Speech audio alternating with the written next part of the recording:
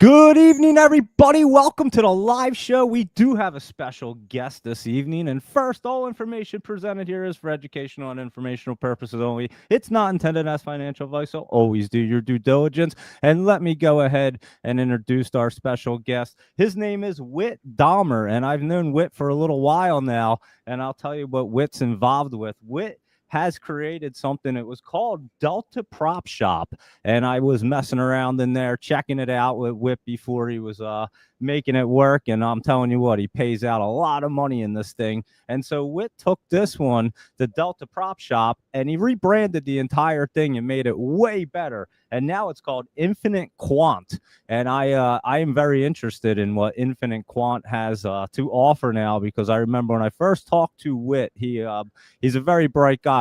I'll tell you, he was involved in, if I get this wrong, tell me, but you were involved in doing all the, I remembered before we came on the show, all the warehouses with the monitor or the stuff that everybody's looking at. What is it called? Data centers. Yeah. Data centers. Thank you, Whit. And you were involved with that super early. I mean, way early.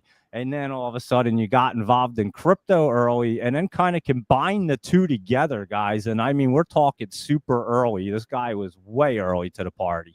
And so, yeah, he's laughing because he was super early to the party, guys. And now, like I said, he had the Delta Prop Shop and now made it an entire different thing, which is way cooler. Infinite Quant. You can check it out. And so I'm going to go ahead and let Whit tell you exactly what Infinite Quant is. I'll have a few questions for him. If anybody else has any questions, feel free to throw them up on the stream there, and we will definitely we'll answer them. And yeah, he'll tell us exactly what's going on. If it's still a prop shop, I'm not exactly sure. I didn't even really ask him too many questions because I just wanted to find out on the show. So here we go, Whit, and let us know exactly what did you do with Infinite Quant. Yeah, well, thanks so much for having me. Yeah, what has it been, 9 months or so since we first met and started getting to know each other, and it's probably been too long for us to get on this first call. But yeah, thanks for having me on and talking about Infinite Quant.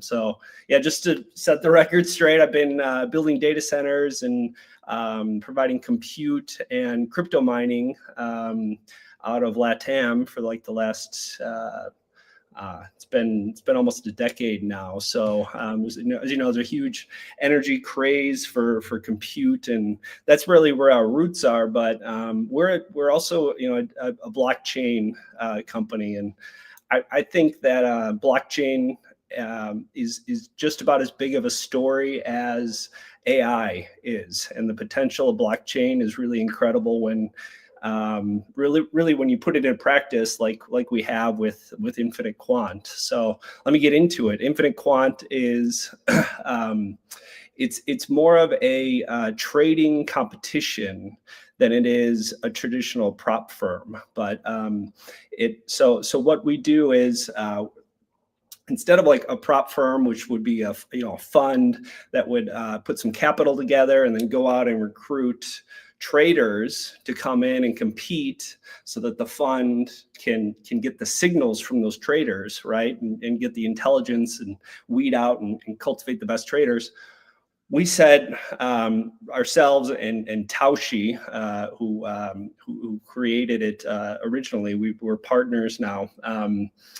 We said, well, a blockchain, emits rewards, right? So we can provide the capital and incentive for these traders to come in, and then we can run the whole thing on the blockchain and actually democratize the access to the signal that comes out of it. So we've really taken a completely different approach to a hedge fund or a prop firm, depending on who we're talking to. So yeah, Infinite Quant is, I've got the, we just rebranded. So we were called Delta Prop Shop, and put a nicer logo and beefed up our website a little bit.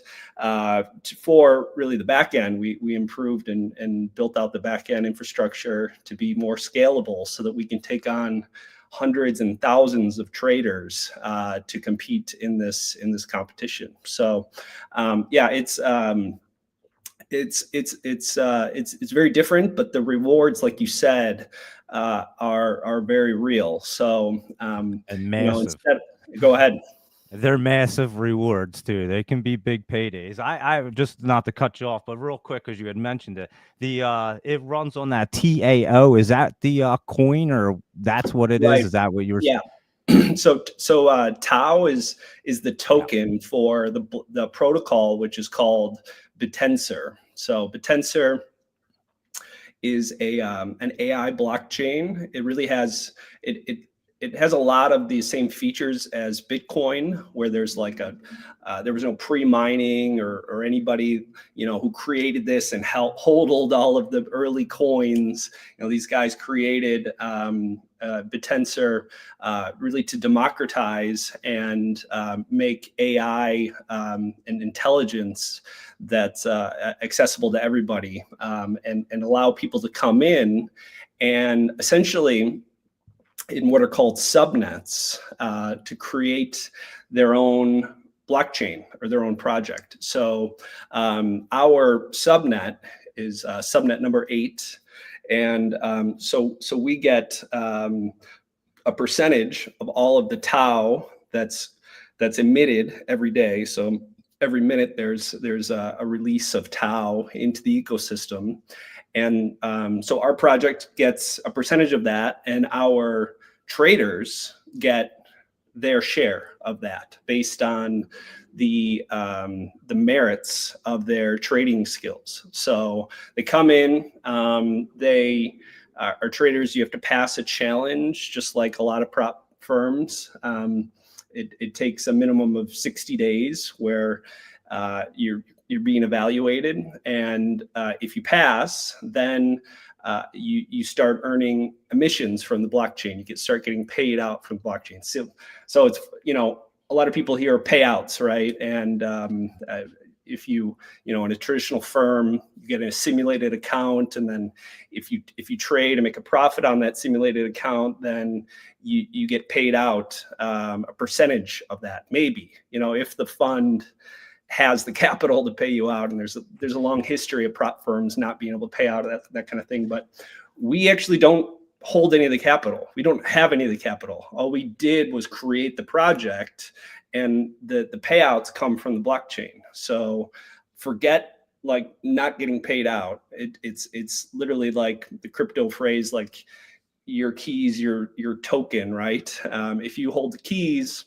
those keys are getting paid out rewards, and they just go straight to you. All we did was set it up and define the rules and the scoring mechanism. So like we score portfolios based on ratios, like Sortino and Omega, Sharpe ratio, and now P&L based on collateral. We can talk about that, if not today, then another time. But so we set up these criterias that define the rank of the traders. And so if you're the top ranked trader, you're getting paid straight off the blockchain every day, regardless of if you closed a trade that day or not.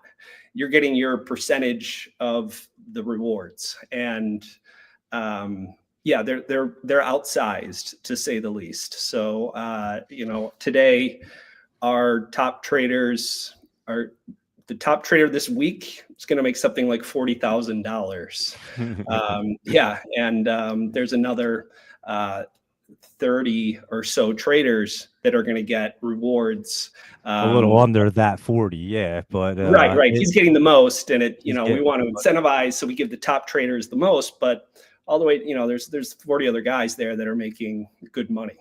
Yeah, no, it's a pretty wild setup, guys. It's like nothing you've ever seen. And again, it's all chain. And just to give an idea, because I know the subnets, like you said, you're just one subnet, number 8, I believe you said. Just Right. give the audience an idea of like a couple of the other subnets, like what they do, because they don't do exactly what you do. They do all kinds of weird things on these subnets. So just explain that to people. It's interesting. Yeah, right.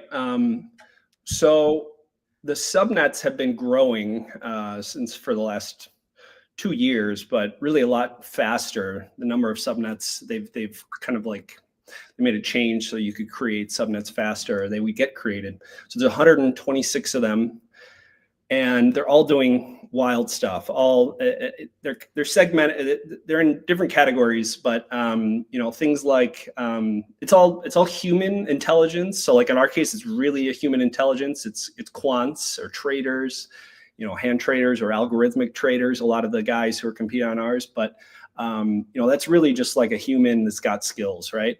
Other subnets are very commodity based. Like if you have GPUs, like us, like we have GPU clusters, you can actually earn rewards by putting your GPUs on another subnet, and they've created like a marketplace, so you can go there and there's a few of them that do that. That's like kind of a category. There's model training, so like this is one of the newest areas, and not newest. I mean, subnets have been attempting to train LLMs across all of the have all of the miners, right, that are participating in these subnets that are distributed all over the world. Just some of them just have a few GPUs in their homes. You could think of like gaming GPUs. They're all working together to train a model, like a foundation model. Serious, trillion parameter models are almost successfully being trained on one subnet right now. It's really incredible stuff. There's another one that incentivizes the miners to create one that's doing very well, to create essentially like a Claude code or Lovable or a coding agent. And, because of this incentive mechanism, because, you can just, again, the leader of that subnet, he just set up the parameter, had this idea, wrote the code, and then just unleashes it so that everybody in the community can come in and mine and compete for the rewards. And with that incentive, this is why I said at the beginning, blockchain is so powerful. Like the tokens are valuable, and it's a great incentive. It's all distributed, it's all open. That subnet was able to now create a coding agent that is on par with the best, with Claude, essentially. And it's these kids in a basement that put this together, and in like a month and a half, I think, of working, they've created something that's worth, tens of billions of dollars. So so to answer your question, the subnets are doing all different types of things. And so you're number 8. Does that mean you're number 8 in what you basically provide to the actual whole entire thing? Like you're the 8th one? Is there 7 ones that do a little bit better than yours as far as what the rewards are to the entire thing? Is that how it works? Actually, no, we're number 8 because we were the 8th subnet to be created, and you just you have to buy these subnets. Essentially, it's like an auction on the blockchain again. But no, what you're saying is the ranking. So, like for example, number like 120, I think that was one of the last ones, most recent ones to be created, is already like number 2 in the rankings. Ours is I think number 6 right now, and we've been Subnet 80 has been in the top. I mean, definitely the top 10. We're the top 1 or 2 or 3 subnets for a long time. So I mean, and why is that, right? So like one thing I haven't talked a lot about is, but I mentioned at the beginning, it's about the whole point of this is to create a signal, a trading signal that anybody can copy trade. So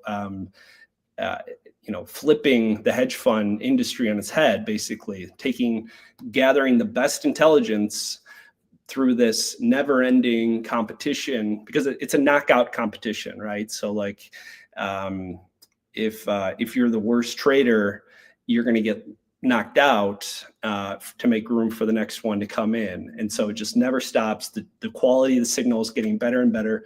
And it's available now on a site called Glitch Financial that we built. And so you can just connect, anybody can come in there and connect their brokerage account directly to it, and it auto trades the top traders in this. And so it's delivering this, incredible signal to the masses. It's not like we have a hedge fund would have a minimum $1 million investment to get into the fund and get access to the signal. So it's democratizing the best financial signal that the world has to offer. So that's why the subnet is ranked so highly, because the power and the potential disruption of glitch financial is so huge. So we've been going for like 18 months now, and just refining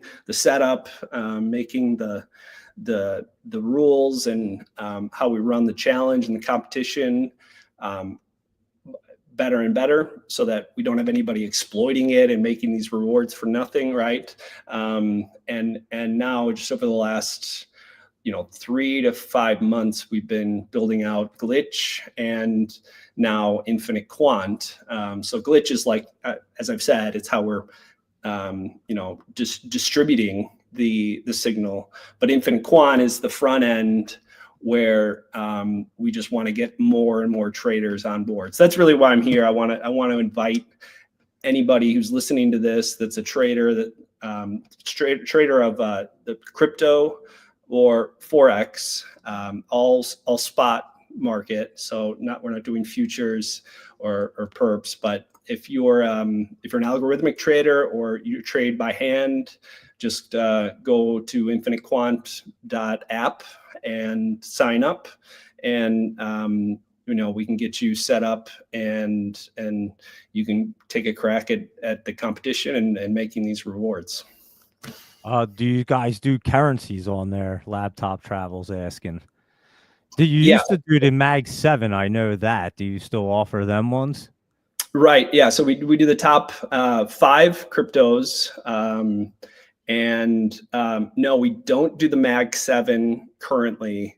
We don't do any equities currently or commodities. We used to have them on, but with the rollout of Glitch, there's some regulatory things that we had to go through before we could make those equities and commodities available to those brokerages. So they're not tradable right now. It's just the cryptos and the currencies, the Forex pairs. So like 35 of the most commonly, the euro, yen, pound, etc. are what we deal with.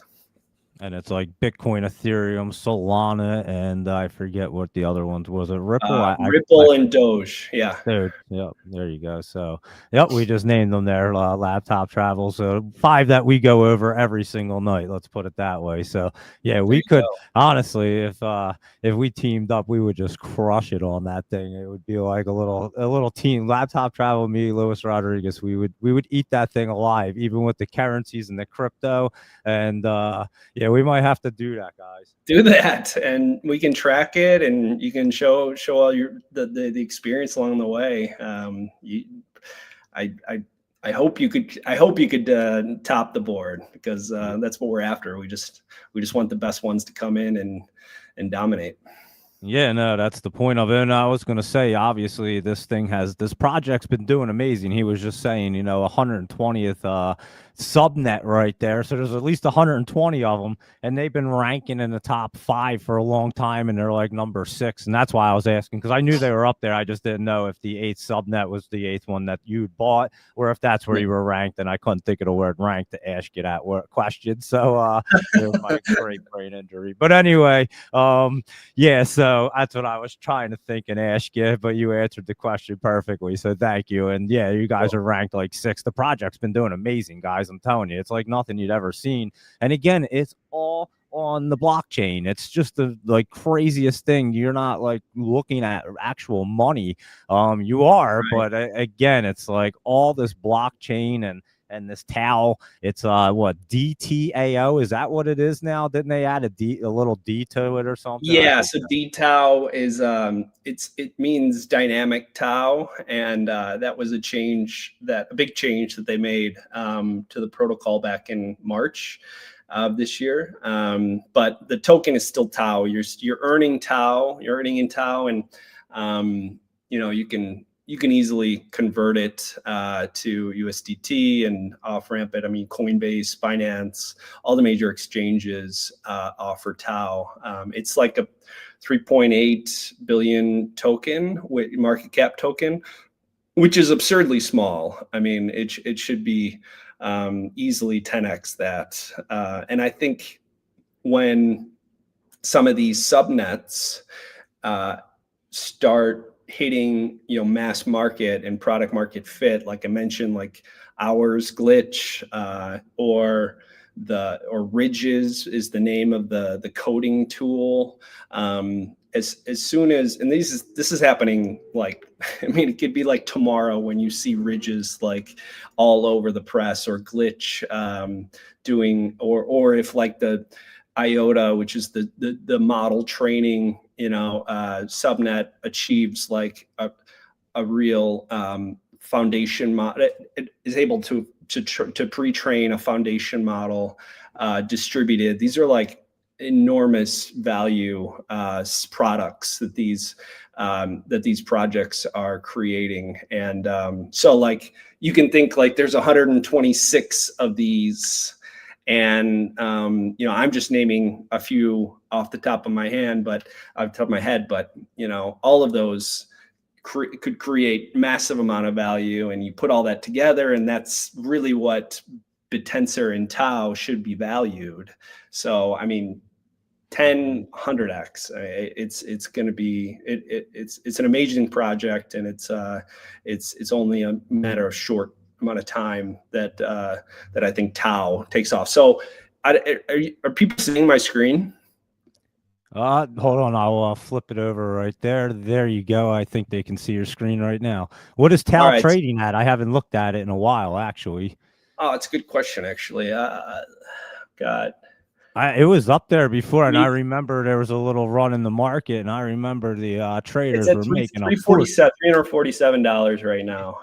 So it got up to like 700. I do remember around DTAU time, and then it floats around. It's pretty volatile, but yeah, this is the website. This is the brand new rebranded website, and we put at the top here the payouts, right? I mean, this is the most jaw-dropping stuff. We paid out $32 million to essentially, like, I mean, there's at maximum, there's 210 traders that are in the competition earning rewards. But like I said, we're really paying out to like the top 50 to 30 over the course of the year. So, I mean, you can imagine some of these, and a lot of times it's a team that's running a miner, team of quants, right? And they come in and they make millions over the course of a year if they're able to stay in the top ranks. But 300 or 429,000 over the last month. And what I want to show you, like, this is just and links right to the Tau. Oh, you're not seeing. Here we go. I'm going to switch the tabs. Hopefully that came up. Yep, there you go. All right. So, if people want to see, here are all the subnets, and here's our subnet. So you can see it's all very transparent, right? It's all on the chain. This is the site. This website is where Bitensor data is, like, everything that every subnet is doing. It's all the numbers are listed here, but you can go on here and see these are the keys.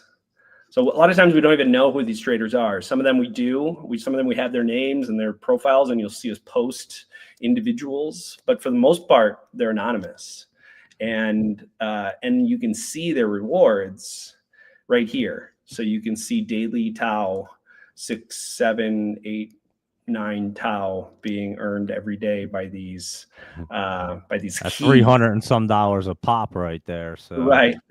So we put it right on our website here, just the key, how much they're making right now, and but you can link and see exactly and you can see the payout transaction links, all that stuff. All that information's on that other website I showed you. So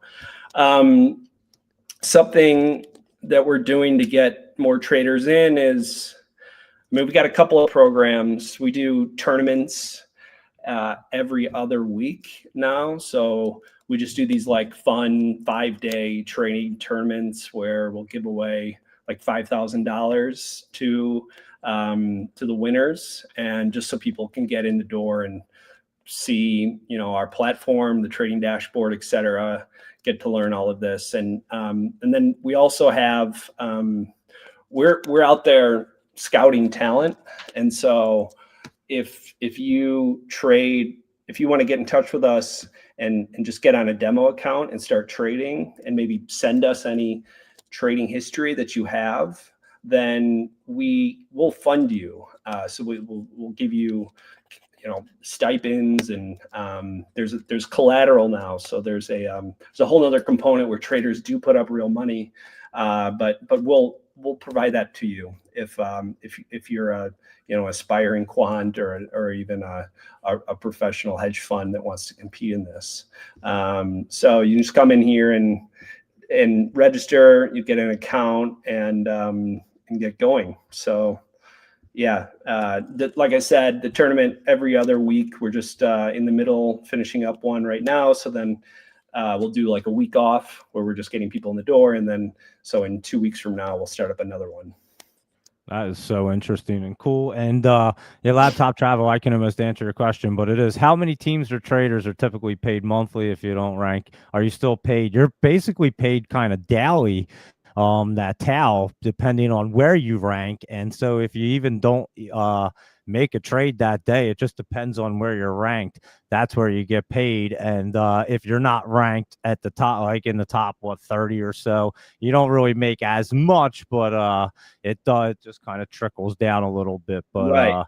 Yeah. So to his question and to your point, so his question, how many? There's probably 100 different teams or traders that are active and competing, and that means that some can have more than one slot. So if you're a trader, you've got a couple different strategies you like to do, you can register as many as you like.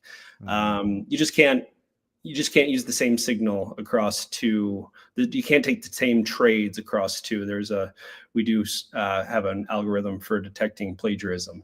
So that's one question. And then, yeah, I mean, that's the magical thing, which you said, Doug, is that, you know, again, you're not waiting. You're not trying to close a big trade to request your payout.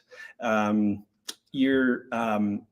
don't pay good out. trades to keep your rank up, because that's how you make better money. So right, it's essentially like you're not trying to force your trades, you're trying to pick your quality trades and really try to pick, you know, your bottoms and tops as well as you can, but just keep making profitable trades and you'll do very well in it. Obviously some people may do better percentages here and there, because you do have some crazy professionals and algorithm people that have crazy stuff going on, but that's what it's for. And honestly, when I first started talking to Whit, he told me about this thing and I was like, well, there's the future of trading right there. I mean, you're on a blockchain and this thing's just developing money. Like, it's just wild, guys. It's a whole different world of trading and how it actually works, and behind the scenes and the back end of it, like nothing else that you've probably ever seen before. And again, it's all in the subnet blockchains. Nothing else is running like this, guys. So I have been talking to Whit and known about it, and it's just a wild thing. And yeah, you're not waiting to get paid. Like, he's not sitting on a bunch of money and just divvying it out. This thing just runs off the blockchain. He built the whole thing, and now it just works. And as long as he can get really good teams of people in there to trade and have the signal, and honestly, it's a competition, but at the end of the day, you just kind of compete against yourself, really, and do the best that you can. and you'll rank up there. And again, you will do very well, just ranking up. And I really do think that we might have to do one of them. How, like most of the time in our team, I never realized that, to be honest with you. I never really asked you. There are like teams of people or algorithm. I know that you changed it now for algorithms and APIs and such of that thing, so such of that nature. So I'd imagine more hedge funds and bigger fish are coming in because they have that technology and maybe have that back end use of it and the signals for it. So is that what you're seeing now? A little bit of that happening?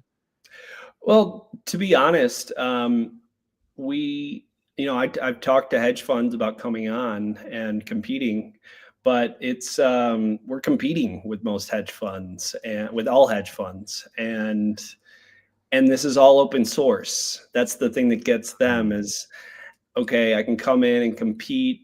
These rewards, it would be great just to go into our pockets, right? And so we can continue to build out our signal basket and pay for more information, all this stuff. But ultimately, if they are doing, if they do well, and we're going to use their signal and give it to everybody else. So some have, which I think is a naive perspective.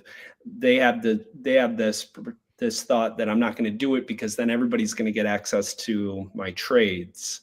But the reality is, you have to be a central bank to move some of these, all of our pairs, right? So I think that's pretty dumb. But yes, to answer your question, yeah, there are some institutional desks that are competing, but a lot of the people that are competing just built algorithms, as we're tensor folks, miners who are just data intelligent folks. I'm not going to call them geeks, but they built algorithms, and along the way, they got rewarded early on, and they just reinvested that into more and more technology. And so and that's the idea, right? Like Absolutely.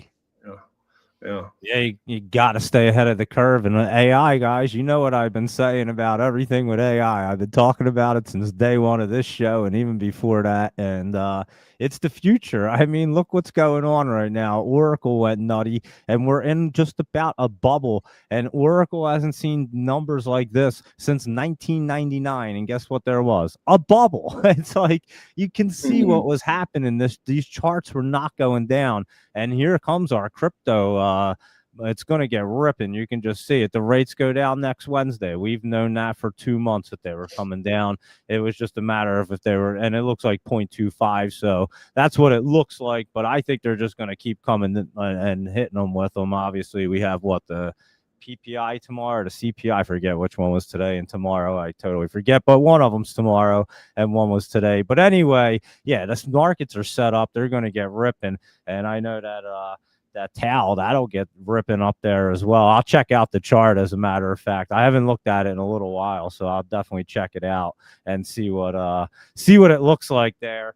And yeah, so anyone else have any questions here?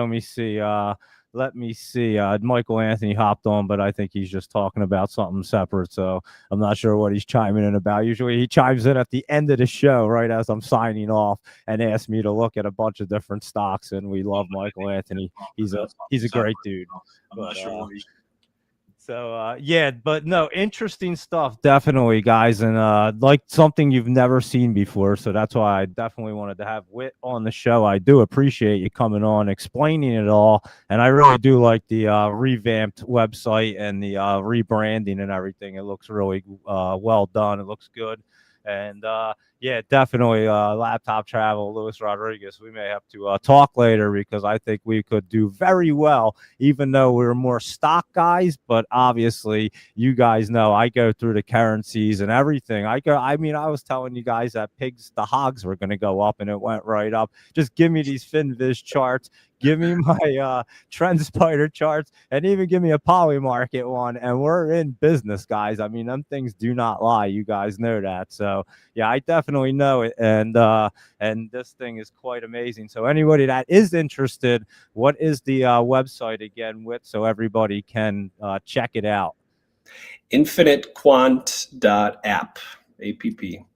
So Okay, cool. go there, register. You see a link to our Discord. You can join the community, answer. I'm on there, and our people on there answering questions. We just put a little AI chat bot on the home screen, so you can just sit in there and burn up our API tokens and ask all the questions you want about how it works, or send me a DM on X. It'd be great to meet anybody. Awesome. Nah, great talking to you, Wit, and we'll definitely be in touch real soon. And I really appreciate you coming on here and explaining all that, because it's extremely interesting, and obviously it is the future, guys. And like I said, we all know crypto, blockchain, everything's running off of it. When it runs off of it, it's completely transparent. Like you said, it's not like he can go and hide anything. It's all right there. He clicked on it. It's right. I mean, you ask him anything, and he clicks on it and shows you exactly what I'll call it a company, what the company's doing. It's more of a platform, I guess. I don't even know what you Yeah. call it, but it's kind of a company platform, I would say. But it's quite amazing. I'm telling you, I am fascinated by it. And again, he is not paying you out of his pocket or anything, guys. This money just gets generated on this blockchain and pays you out. So it is a very, very different type of I'll even say a prop shop, but not, I mean, I guess you kind of are, but not at the same time. I don't even know what you call it anymore. It was more of a prop shop, but now it's kind of changed a little bit. And I think that's what you are trying to do as you rebranded it. Is that what you were trying to do? Yeah, I guess so. We're fine if you call it a prop shop or a prop firm or competition, a blockchain project or a platform. I mean, the idea with the website is that it makes sense, as well as is attractive, and we can you put these kind of numbers on the screen and people think it's some kind of a scam. So the idea of the website is to make sense, but also tell the story, right? Or be attractive and not raise eyebrows, but at the same time tell the story, which is incredible stuff. What we're doing and what we can offer to traders. Like you said in there, one point, I mean, just come in and make a couple of trades, 2 or 3 trades a week, just really good quality trades, low drawdown, and get your ranking up, and you're not forced to trade to keep getting paid. Once you establish that rank, you're gonna get paid every day based on your ranking. So yeah, by all means, hope Doug and the team get an account, and we can see how it goes. We'll track Definitely. And anyone just tuning in here, because Michael Anthony just asked who you are, and I will let you guys know. For anybody that's just tuning in, this is Whit Dahmer, and he Damer. has it. Damer, is it? I didn't even Yeah. say your name right, huh? I was always saying I think I said Dahmer every single. It's Damer. Well, I'll definitely remember now, and I probably said it like every single time we've ever talked. So I'm sorry about that. I wasn't even saying your name right. And but Whit Damer, and he is the owner and the creator of Infinite Quant. And Well, I was gonna say, you don't care what people call it, if it's a prop firm or whatever. You guys are rolling it in that thing. And then, like I said, it's not like you're doing anything where you're taking the cash. It's just from people generating the signal for you, and great traders making it happen. And you just putting the platform together was just quite an amazing thing. And again, we went through his whole entire background and everything else, so you can check out the replay, obviously. And he explained exactly what that is and everything he's been up to. So again, greatly appreciate your time. We'll definitely be in touch, and I will talk to you real soon there, Whit. So have a great night. Thank you again for hanging out with us. And anybody that has any questions, you know where to go. It is infinitequant.app, and you can hit him up, or hit him up right here on X. I tweeted out his handle already, and I'll actually tweet out the website if anybody wants to see what it is. When we get off, I'll tweet it out there, and I'll link you up to it. So anyone has any questions, feel free to hit them up. Whit is awesome. I'm telling you, we've been talking, like you said, for almost a year probably, and he's a very, very bright guy. He knows. I told you at the beginning, and I'll say it to close it out. He was very early to the party, guys, on all the stuff that's popping right now. This guy was super early. I mean, he was doing it when nobody ever thought this stuff would be even like happening. And Whit, obviously, he saw it ahead of time. He had already told me the story, how he got into it all. But yeah, the guy sees things way in advance. He's a bright, bright guy. And he clearly saw this blockchain everything way before most people were visioning anything. When I first talked to him, I said, man, you're a bright guy, dude. You see things in the future. I can tell you that.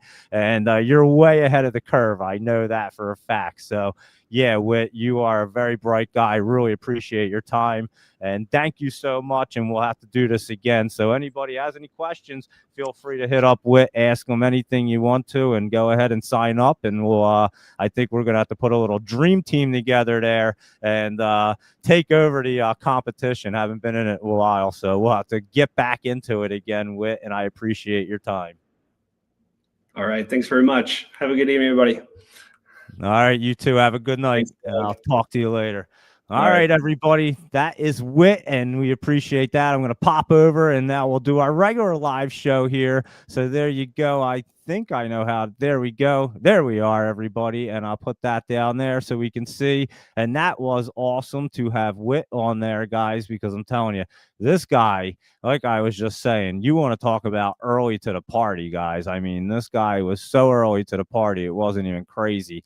Building the data centers and getting into AI, getting into all the blockchain stuff. And I mean, when he was telling me about this a long time ago, almost a year ago, I guess, like he was saying, I was fascinated, and I was checking it out, and I was like, wow, that is pretty cool stuff right there. And I think you're way ahead of the curve. And I think he was definitely way ahead of the curve, especially with this crypto going to start getting ripping. And again, he had said that TAO, it was just TAO, and then they put that D in front of it, and then it made it even bigger. And it's a legitimate token there, guys. I mean, I've looked at the chart. We'll go through it and check it out. It's a pretty big token, and that's what you get paid in. So there you are, everybody. Some really cool stuff, and that's infinitequant.app, and I'll definitely post out the link. And thanks again to Whit. And I can't believe I said his last name wrong for like almost a year. That's kind of crazy, but that's me. And there's my brain injury for you. I'm telling you, I read things, I don't even know what the heck I'm looking at. So anyway, my apologies for that, Whit. I'm so sorry. And there you are. And yeah, great conversation there. So if you missed any of it or just tuned in a little later, be sure to check out the replay, and we'll get cruising right through our list right here. But that is some fascinating stuff, guys. I'm not going to lie. And I definitely like it. And like I said, I'm going to have to talk to Laptop Travel and Luis Rodriguez, because I would think that we could easily do that. And it's not really a competition where you got to like force a lot of trades. Again, I did it before, and it's just quality, guys. You just have to have quality trades. And with big crypto really ripping, and these, and you know, we can do Forex. I mean,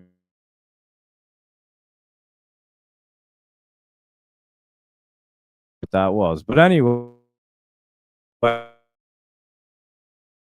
I can look at this and tell you exactly what's going on. You can easily do it. So we'll have to be looking into that. Anyway, let's go and rock and roll through our show. Michael Anthony, how are you? Robin, how you doing? And you still, all right, let me get you. I still don't know. No, it's definitely not the VIP. Robin, I'm going to hit up Rhett again and get you in the 4 a.m. there, because you can definitely get in there. It's definitely not a VIP thing. I know other people were. I don't know what happened, Robin. I even asked, but I will make sure by tonight Rhett's gonna hit you up, and we're gonna definitely get it situated. I thought we got it fixed already. That's why I thought it was already done. Robin, how about RBNE today? I mean, how beautiful was that? I was just saying, and I posted it yesterday in there. I said, check out that Gush and this one right here. This one ran up to like over $6, and Gush was looking real good right there. So, yeah, there you go with that one. That was two beauties right there. Yeah, RBNE. I even posted you. I tagged you on it, Robin, made sure that you saw it while it was up there moving. So there you go. And that was RBNE, and that was for Robin right there. So here we go. Let's rock and roll. And what question did you ask? I didn't even see you ask a question, Michael Anthony. Can you answer why ACI and KR selling off when he's not going to know? He's not. He doesn't do that stuff. He sits back and he runs a entire platform, and he doesn't really care what goes on in the market because he just is constantly generating crypto revenue no matter what's going on. He's like the number 6 subnet out of like 120 some guys. He's been doing it for like a year, and I'm telling you, some of the payouts were insane. They're massive sometimes, guys. It's crazy. So yeah, I don't think he's worrying about ACI or KR. He might not even know what either of them are because I don't know what they are. That's at Albertson's company, and we've looked at it before. And here's KR's Kroger there, and they both did dip. Huh? You're right. Actually, that looks like it might be coming up. It has earnings coming up tomorrow, and they both beat earnings a month ago. That people not changing the place where they buy the food, cook at home. I'm not sure exactly, Michael Anthony, but they do look like they're pulling back a little bit right there. I'm not going to lie. And I don't think he'd have a clue because he doesn't even really look at stocks, to be honest with you. He kind of just looks at the crypto and the Forex for the most part. Like I said, he's not even trading it. He doesn't really care one way or the other. So that is that. But here we go with our show. And we'll cruise right through our list right here, but I hope everybody enjoyed that because, like I said, it is very interesting and futuristic stuff right there, that blockchain and everything else. And again, most prop firms and things of that nature. That's why I asked him because I don't know if he was trying to steer away from them names. They seem to get a bad rap or whatever you want to say. And so that's why I asked him that question. But yeah, he's like, you call it whatever you want. Just make sure we have good traders on here, and we're definitely making some good money, and everybody's making some good money. That's why he set it up. But there you go. And yeah, he's asking about Kroger to a crypto. Like I said, he does more Forex than crypto, I believe. But anyway, I don't think he really even trades that much. He's just a really bright guy, and the guy was like super. I mean, look at these data centers, guys. They're like the most valuable things now. This dude has like a whole slew of them. I mean, he was building them like a decade ago and just kept building things. And then he just never stopped. Then he got into crypto super early. He got into the blockchain stuff. He's early for every party. I believe me, guys. He doesn't even need to trade stocks. He's chilling, I bet. Anyway, that is Wit, and he has a really cool platform, and I think we're going to be checking it out. And there you go. And then we'll cruise through our show since we're already into it almost an hour and we haven't looked at anything, but that's perfectly fine because I think that was a great conversation with Wit. And again, I just kind of ask questions that I think they're gonna pop up to my head, and I don't really ask them anything ahead of time because I don't really want to know. So you could tell I could have easily asked them these things before, and I'm like, you know what, Whit, let me ask you a few questions on the show, and because I have no idea what the answers are, and you can just tell the whole audience because maybe they are thinking the same thing. So there you go. And holy cow, Charlie Kirk. I mean, that was some crazy stuff, guys. And the footage is insane. And I don't know what them two guys were doing behind it. I know I posted that. I reposted that video. I didn't, or retweeted that one video. It is graphic. I'm telling you, it's crazy. But there are so many crazy graphic angles posted all over the place today. I mean, it's probably one of the craziest things you'd ever seen. And it's just like the wild. I mean, it's right there. there. And them two guys behind, I just happened to catch my eye. They looked like they were giving out baseball signals. I was like, what are these dudes doing? I mean, the one guy like rubs his ear and puts his like rubs down his arm or something, and the other guy's like doing something weird. And immediately I was like, oh, is someone stealing a base here? Like, what the hell's going on? And the next thing you know, he gets shot. I mean, it's freaking crazy. But I don't know if they were security guys. I don't even know who them guys were. I just happened to realize that they were doing something weird right there. So that's why I had posted that, because when I saw that video, I was like, I saw it once and I looked at it again. I was like, what are these dudes in the background doing? It's a little odd. And then all of a sudden he gets shot, which is just, I mean, it's horrific. I mean, that is the craziest thing I'd ever seen. And oh man, God bless him, his family and everybody. I mean, you can't pray enough for his wife and his kids, and just a horrible, horrible thing to happen. I mean, obviously people get crazy about politics, but when you start committing complete violence and shooting, I mean, that was a sniper shot like you'd never seen before. It was wild. And when you're doing things like that, you're out of your mind. You're out of another level, guys. We're not talking politics. And you're talking about a guy that would always just go and talk politics and talk to people that had the opposition, like the opposite views of them, and just have a normal conversation that just kind of like we do all the time. I mean, I don't care what view anybody has. You guys know that. I say it all the time. I just tell you what I think and what I see, and kind of how things usually work, to be honest with you. And it usually works because of the money works everything, and it has to work a certain way. But anyway, and just being brought up, I think, with values and morals and just seeing things right and wrong, I think it's pretty easy to know, that you can do things the right way or you can do things crazy. And what was happening today is absolutely insane. I mean, we clearly don't, nobody likes the opposite side. Let's put it that way. I mean, and it doesn't matter what party you like, it doesn't matter. Everybody's very strong about what they believe in. It's the same thing with religion, with race, with everything. You believe whatever you think, and whatever your opinion is the right one. That's how everybody sees it. And so when everybody sees it that way, it's easy to get people all riled up and crazy. But you got to remember, yeah, people are allowed to have opposite opinions and see things differently. It's perfectly fine and normal. If they didn't, it would probably be a little too crazy if everybody just saw things the same way. But I mean, it would be nice if everybody just could be peaceful and not be violent. I mean, you don't really necessarily need that involved with it, the everything right there, and especially with politics, because that's what ends up happening. And it's just like the bear gets poked enough, and then things like this happen, and you're just like, when's it going to end? And it just doesn't end. And it's just crazy, guys. It's absolutely crazy that it even happens, and that we're even talking about it. And yeah, very graphic videos, and very sad for him and his family, Robin, absolutely. And you tear up when you think about it, to be completely honest with you. The guy's just trying to sit there, have a conversation. The question asked was kind of odd too, right before it happened. I don't know if something was odd with that, and somebody was in on it as well. But listen to the question there. That's kind of crazy. But yeah, I mean, just very, very sick people to want to even carry something out like that and just like destroy somebody's entire life, kill somebody, and then destroy their family and everybody around. I mean, it's just bizarre, guys. People are wild. I mean, they're just crazy. It's insane.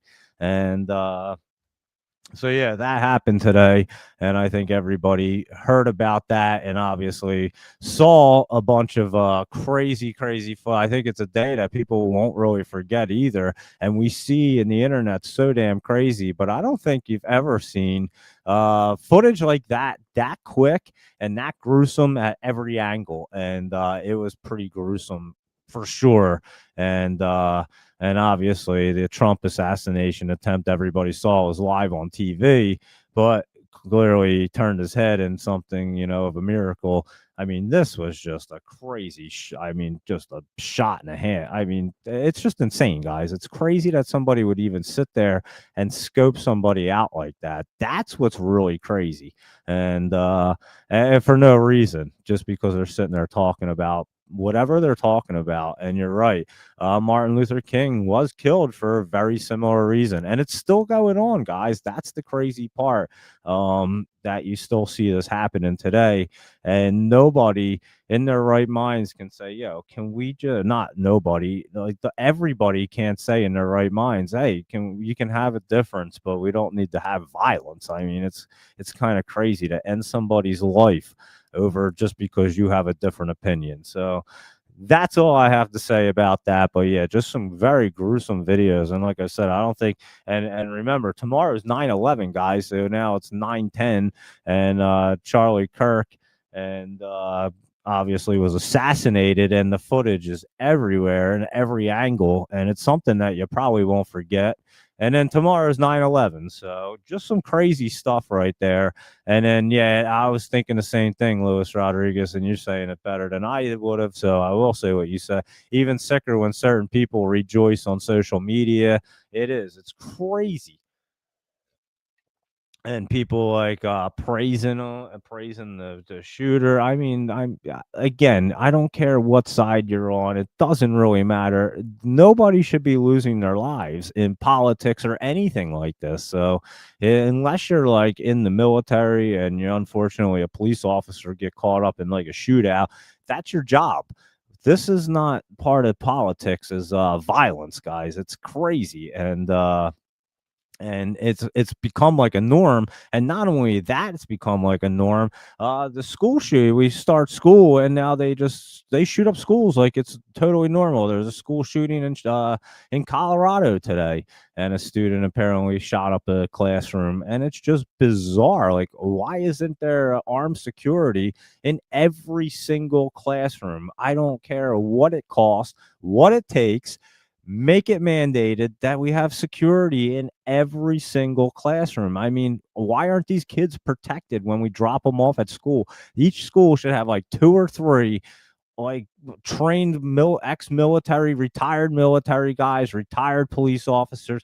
Give them something to do. They love that stuff, guys. I mean, they live for it, and they're a little too old to be doing it like, at a crazy level. But guess what?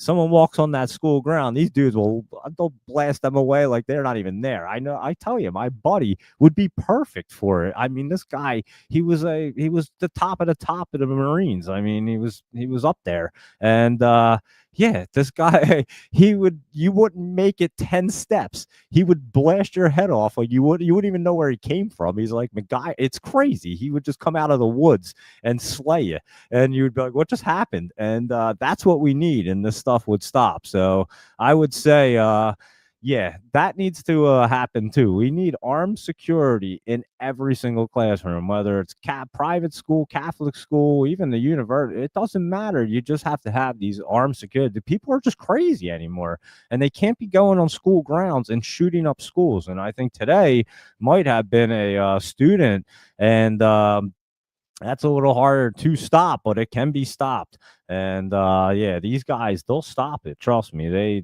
They're keen to these things. They know what's going on all the time. That's what they did for a living, and they want to continue to do it. So I think there's a great opportunity and a lot of people to fill that opportunity. So I think it's a great thing that our federal funds should go to. Hey, if we're making some money on, why are we even having this tariff discussion? That tariff funding should have already been like, hey, we've just made how much money last month? $27.7 billion. Boom. It's going into security for our students because it's about to be the school year, and we need to have zero school shootings, and we already just had one today. It's insane. I mean, I just don't get it, guys. I really just don't understand what goes on. But anyway, we will continue the show and actually go to the stock market.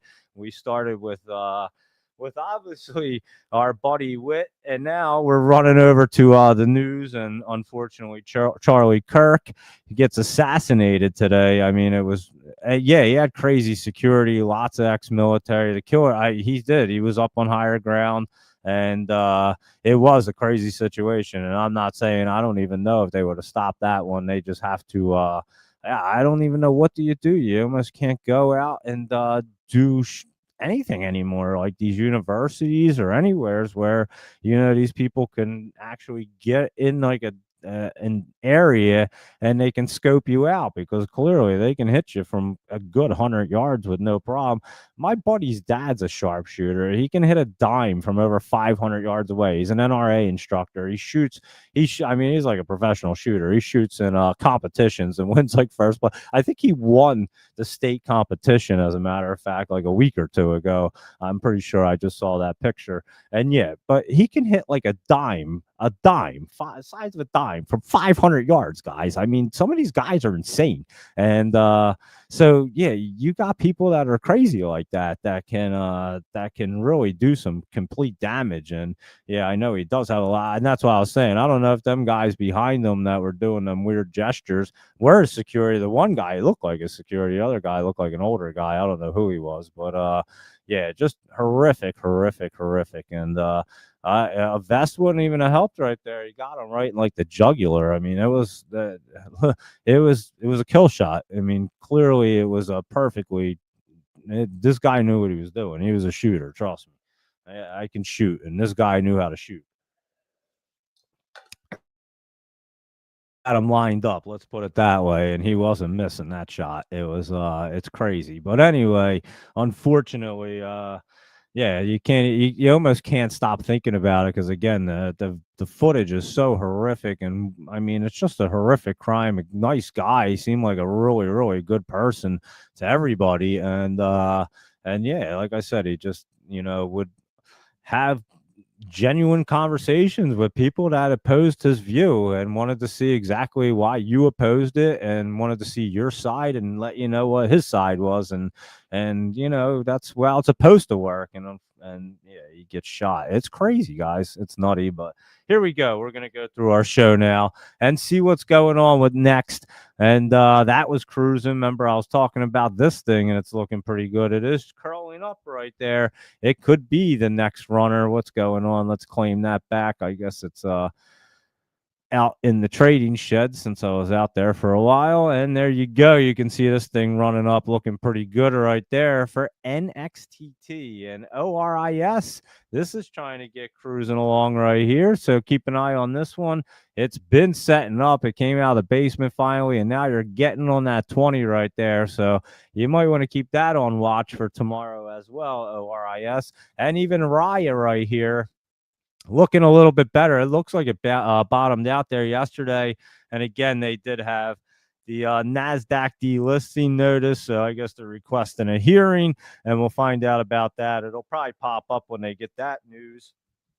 EPIX, I think, was down, and we've just been watching this thing, and I think that is going to be a really good opportunity now. And I've just been very patient with that one. I think you do have to be very patient with these things. It's not every one of them popping off. It's just they get that look where they're ready, sort of like how NXTT looked, and I knew that was going to run today. I'll tell you what, that night note was filled with runners right there. Just went through and kind of crushed it all over the place for you. So EPIX right there curling up, and we'll be watching that thing. And Open Door had big news, and I think they're in the crypto space, and it did just blow through 7. Now it's at $8. So that chart does not look like it looks right there. It looks like that. And I think that they just had some big news at the what happened? Snag Shopify. Yeah, they took their CEO. I do know that, but I forget what they did. I think they might be using crypto to back mortgages or something.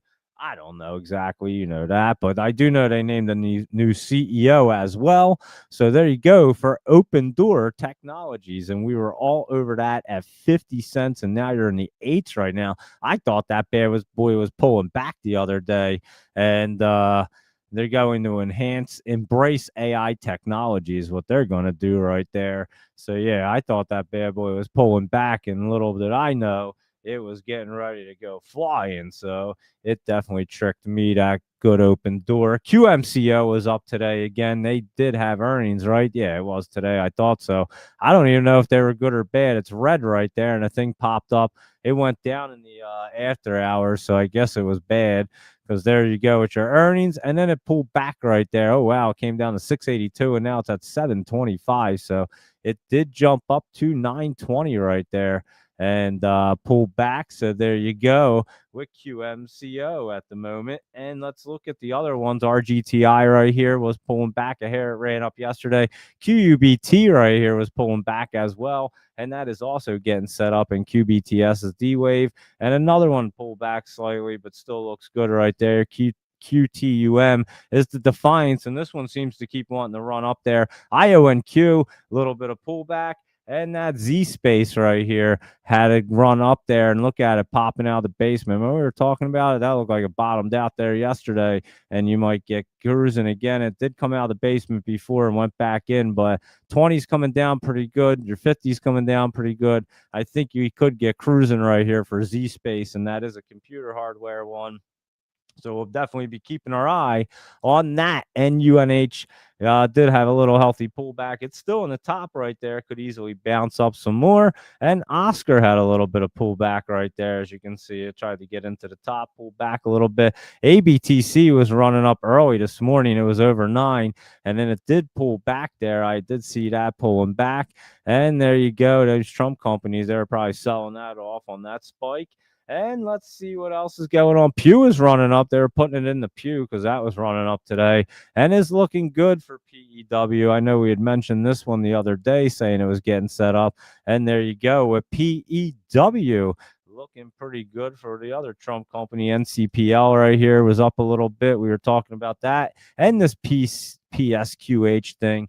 And this thing, running up PSQH. Yeah, that's what it is. And that thing was running up more today. And we had like that one as well. So there you go. And it's hitting the 50 right there. Not looking too bad either. It could jump up in there. And that's your PSQH. And let's look at Gush. It was up today. And there you go. We had named that one. I put that out yesterday on the Discord, and RBNE as well. And this thing went flying over 6 right there, RBNE. So that was a nice one, 667. And it opened up at $1.95. We're at $1.73 right now, so it's lower than what it even opened at. And it did pop pretty nice today, though, I must say that. So that was a really nice one. And Boyle right here was pulled back, but that's getting set up. And you know that cold was up, but again, that one's going to pull up. It's not going to cross through that MACD right there. And OCGN's just been getting set up. I don't know what's going on, but something's happening here, and it's going to get ready to rock and roll real soon, it looks like, for OCGN. Maybe they have some big news coming up. I'm not sure, but BMNR, if I could type it in, I can't. I don't know what's going on. There it is, BitMine. And it did curl up today, and obviously hitting the 20 right there. I don't know if it's exactly right. We'll look at it tomorrow. We'll be able to tell. Even SBET was looking pretty good today on the curl up. It was running. I was going to say it was definitely up for a little bit there today. I know it was, and it was over the 17s because I did see it, and it did pull back there. So again, they have a little more time, I think, and you do have a week before the rates come down, so that will be on Wednesday, I believe. And UPXI right here is pulling back, even though Solana looks great. This thing should get cruising again. It looks like it wants to get set up. So just keep your eyes on UPXI because it's looking pretty good right there. And how about your Neon was pulling back quite a bit today. And let's watch this bad boy get down here and get set back up. So we'll just keep that on the list. I'll let you know when that's ready to glow again. And APLD right here was running up pretty nice. Applied Digital Corp. And we definitely looked at this last night, and it was looking pretty good. And there you go, APLD. And it had run up. Will it get through the MACD? That's a question. It has resistance right there. I'm not so sure it will, but it will stay in that bullish trend. ARM was looking real strong today. That was running up too. And that bad boy jumped up quite a bit right there. ARM. And that one did look real strong. And let's take a look and see what App was looking pretty good, still running up there another $8. So App Lovin' was cruising along as well. Net was looking good, and that jumped up. And remember, we had that on the list. And even CoreWeave right here, that was jumping up pretty well, and we were all over that one setting up. So there you go with all them bad boys. And how about your Snapchat right here? It is pulled back a little bit more. We'll watch and see how it rolls off that MACD. I think it might be a good opportunity down here. You know that it's just got to get set up right. It was trying to get set up, and it still will. We're just a little early. And that AMZE, a little bit of pullback here, but this thing looks like it wants to get set up as well. So I had my eye on this, but this ATXG was running up some more today. And we were all over that the last 2 nights. And MS and GS, remember these guys? We looked at them last night. They were setting up for Morgan Stanley and Goldman Sachs, and both of them up right there. So there you go with them. And that Dash was up a little bit. And that's that DoorDash right there. Could have a little healthy pullback, but that thing's getting set up to try to run. And that CNC Michael Anthony's been running up pretty good, and looks like it wants to pop up a little bit more right there. So we'll be watching that. Oracle, obviously. I think Larry Ellison just became the richest guy. And well, it says it right there at 8:08. Larry Ellison, the new richest person in the world. He just took over Elon today. As a matter of fact, when Oracle went Oracle on everything there. So I would say that's your there's your AI bubble, guys. And there you go. A little early for that, I was, but there you go. I would say that would be a confirmation right there, possibly.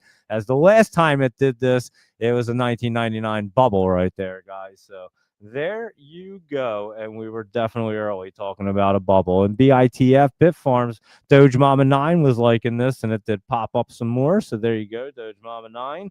And let's take a look and see what fuel cell looks like, because that was running up a little bit and still looks pretty good right there to jump up into the top some more. Good old Hive was running up. That's stinging itself and has some bees rolling around there. Check it out. This Hive right there, that's going to get rolling up into the top. So keep an eye on the Hive right there. And ARM right here, I didn't even realize I did have it on the list, and we did say it was strong. Circle is down today, but looking like it wants to get set up right there, and it could get cruising. And IVVD, that was looking pretty good. Luis Rodriguez to jump in the top. Might have to keep an eye on that one tomorrow. That could be a nice little runner right there as they get into the top. They do like to run, that's for sure. And let's see, I'll run through the messages real quick and see what's going on. Actually, let me run through everything real fast since we've been on a little late, and then I'll run through all the messages. We'll get caught up in messages when Michael Anthony for like 3 hours. No, I'm just kidding, but we'll check out everything. So here we go. LMT right there. Lockheed Martin started to jump up. Remember, they were down yesterday.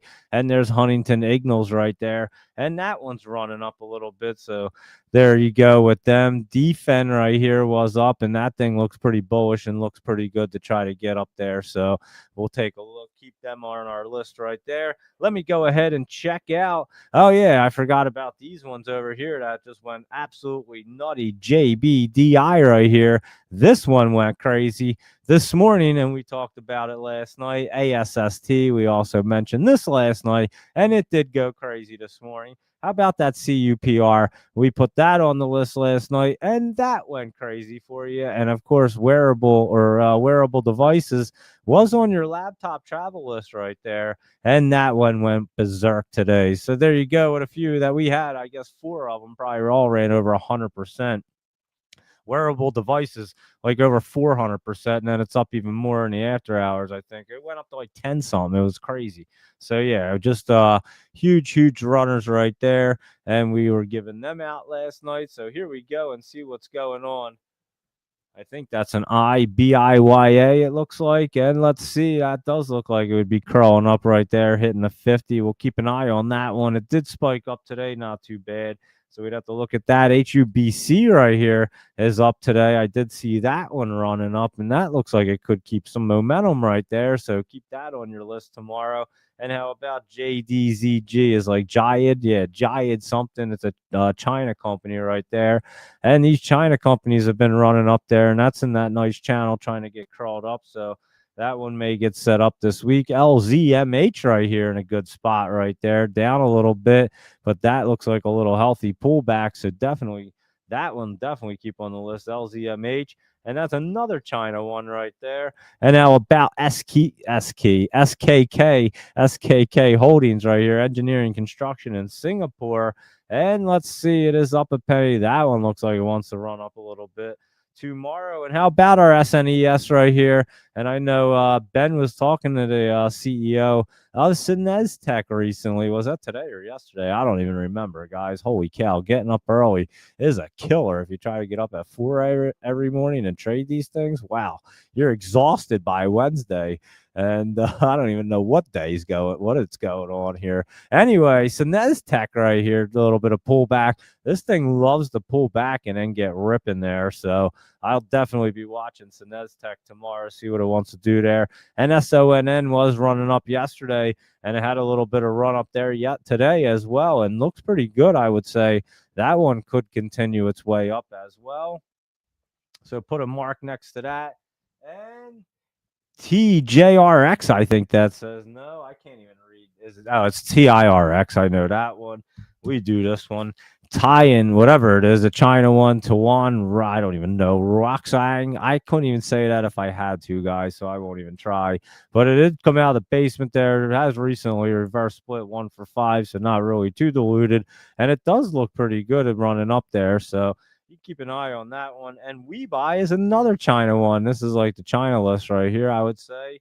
And they must all be getting set up. And We Buy Singapore, China. It's all pretty similar, but this one We Buy looks like it might be a We Buy tomorrow. So keep an eye on that. The Sinez interview was today. Holy cow. Felt like it was yesterday. I'm not even kidding, Laptop Travel. Wow, that was really today. I did listen. So you can go and check that out. I can retweet that out or just check out Ben's post. They had that up. And it was the Sinez SNES CEO was on there. So check that out. And let's go ahead and check out our Joe Lee's jams real quick. We'll get cruising right through and see what you guys want to look at. Remember, we said Agrify is trying to get set up. That's definitely getting set up to roll off. That's for sure. Blink charging didn't look too bad today. It was running up, hitting that resistance, and might have a tiny bit of pullback. Nothing crazy. Your Sezzle was down a little bit, but it looks like it could be getting set up. A little healthy pullback right there. Sterling right here. Look at that bad boy. That thing looks like it's getting ready to go cruising. And we had marked that off the other day and looked good. Rivian right here pulling back some. And that Sezzle will get ripping as well. Symbotic's looking good as well. And this thing's going to get cruising. So you can keep your eyes on Symbotic. And Nike right here. Good old Nike. Just, it's not ready yet, but it is trying to make that base right there to try to get cruising. And DXYZ right here is trying to curl back up, and probably a great opportunity down here at 26. I don't know the last time it was down here at 26 because it was down here at 10. I do remember. I remember watching this thing start off and run, and I don't think it was even like really running right there. I don't even know. It was like something going on. And then all of a sudden it just started to take off. So this is a good opportunity down here for DXYZ. And that's how you can get into SpaceX right there, because they're involved with SpaceX. What's the other company, Laptop Travel, just announced that they had something with SpaceX? I was just thinking about that earlier, and I could not think of what it was. I had no idea. I really can't. I just can't even. I'm drawing a blank completely. Didn't some other company just like get into SpaceX and was another one? I forget. Anyway, we will check out Laptop Travel, or somebody will let us know. And here we go with our SPY Mag 7 Big Cap. SPY was up today, but I will say it doesn't look like it did cross through too. I know it crossed through the MACD because I was watching that happen. So you saw that happen, but it is kind of in that spot where it could healthy pull back a little bit and keep going up. So I don't know if we're going to get really popping tomorrow. And again, we do have some important information tomorrow. It's the PPI tomorrow. The CPI was today. So yeah, the PPI is right. Yes, PPI is tomorrow. The CPI was today. So there we go. So we will have that PPI tomorrow. That report coming out. We'll see what that does. And here we go with Apple. Big old dip right there. They did announce AI in their earbuds or iBuds, whatever. I don't even know what the hell they're called. I don't use any of that stuff. Anyway, what the heck are they called? I have no idea. Earbuds? Is that what they're called? I don't even know, guys. But they did put some AI in that, and now it like translates like foreign languages like right then and there. Like kind of like live for you. So that's pretty cool, I must say. But apparently Siri's not running by the AI yet. So I think that had a big problem for him, and it does look like it's dipping down. SATS deal gives stake. That's who it was. And we were reading that. Thank you, Laptop Travel. You remembered right there. Echo Star right here. It is jumped up. You're gonna have to let it pull down. But yeah, they were selling these satellite things. What the hell are they called? Spectrum licenses or something. I forget what the heck they are. But anyway, they were selling them bad boys. And so yeah, the AirPods, that's what it's called. Thank you, Laptop Travel. What did I say? Airbuds? Holy cow, I'm tired. I don't even know what they're called. AirPods. I don't I've never even owned a pair. I guess they come with your phone or something. I just give them away. I don't want any of them things. And anyway, but yeah, the AirPods now translate like languages like live, like right then and there. So that's pretty cool, I must say, but not good enough to keep Apple up there. And SATS was the company I was thinking about. So thank you very much, Laptop Travel. And yeah, they were selling them Spectrum licenses or something like that to them. And Amazon right here took a nice dip. I'm not sure what happened there. It was looking pretty good. So it could be one of them things that you start to see a little bit of a pullback right here because that was looking good. Google did have a hair of a pullback, so you could see that little bit of pullback going in, and then next week, yeah, Cruise and Meta had that pullback today as well, and Microsoft is looking pretty good though, but it may still pull back, so you might want to be careful with that. But Nvidia did jump up there, and obviously, Oracle made all the AI semiconductors just about move, some of the big ones anyway. So there you go with that. And our Tesla was up, and it was almost at 350, wasn't it? Yeah, I thought so. It was up to 356. It's actually down a little bit, it looks like. So there you go, Tesla, but definitely getting set up there. And there you go with your Mag 7. And let's go ahead and take a look and see what AMC was doing today. It did run up this morning and then pull back there. I saw that, but GameStop still running up. Be careful though. It looks like it might have a little bit of pullback right there after that run up, and it did run up on some earnings right there. Laptop Travel needs them AirPods for your travels. I bet you do. You've been using Google Translate on your iPhone.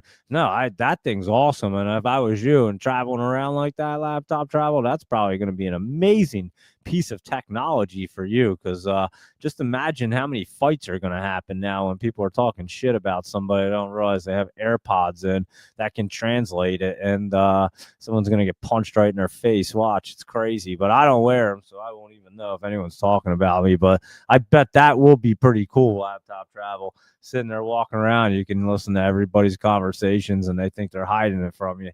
So there won't be any hiding conversations in different languages anymore, apparently. So there you go with that. Apple just ended all that for everybody, AirPods.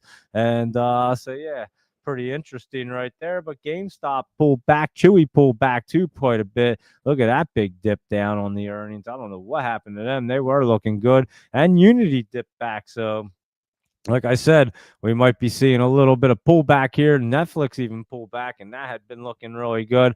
But your AVGO has popped up there. And again, Oracle and AVGO looks like it could keep that momentum for tomorrow. So keep an eye on that. MU right here, not looking bad in the top. So that could keep it as well. TSM was on fire, running up to like its all-time highs and looking good. And how about that SMCI setting up?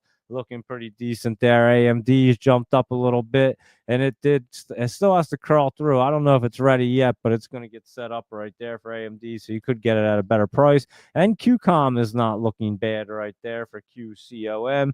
And how about your Snow right there? Let's see what that's up to. It was just bouncing around. I think it's getting ready to roll right off of there. That's for sure. Do we look at SMCI? I forget. Yeah, that was jumped up right there. And let's see what PayPal is doing. It was down a little bit. It was still down, pulling back right there. And that thing was looking good. So we are getting some good pullback right here, and we'll get some good opportunities. Intel was jumping up. That one looks like it wanted to kind of pull back a little bit. Now it's on your 20. I don't know if it's getting through that resistance up here. at that 25 though, so it could just hit that and come back down a little bit. And how about Dell did jump up, Kramer? You were right about that. There you go.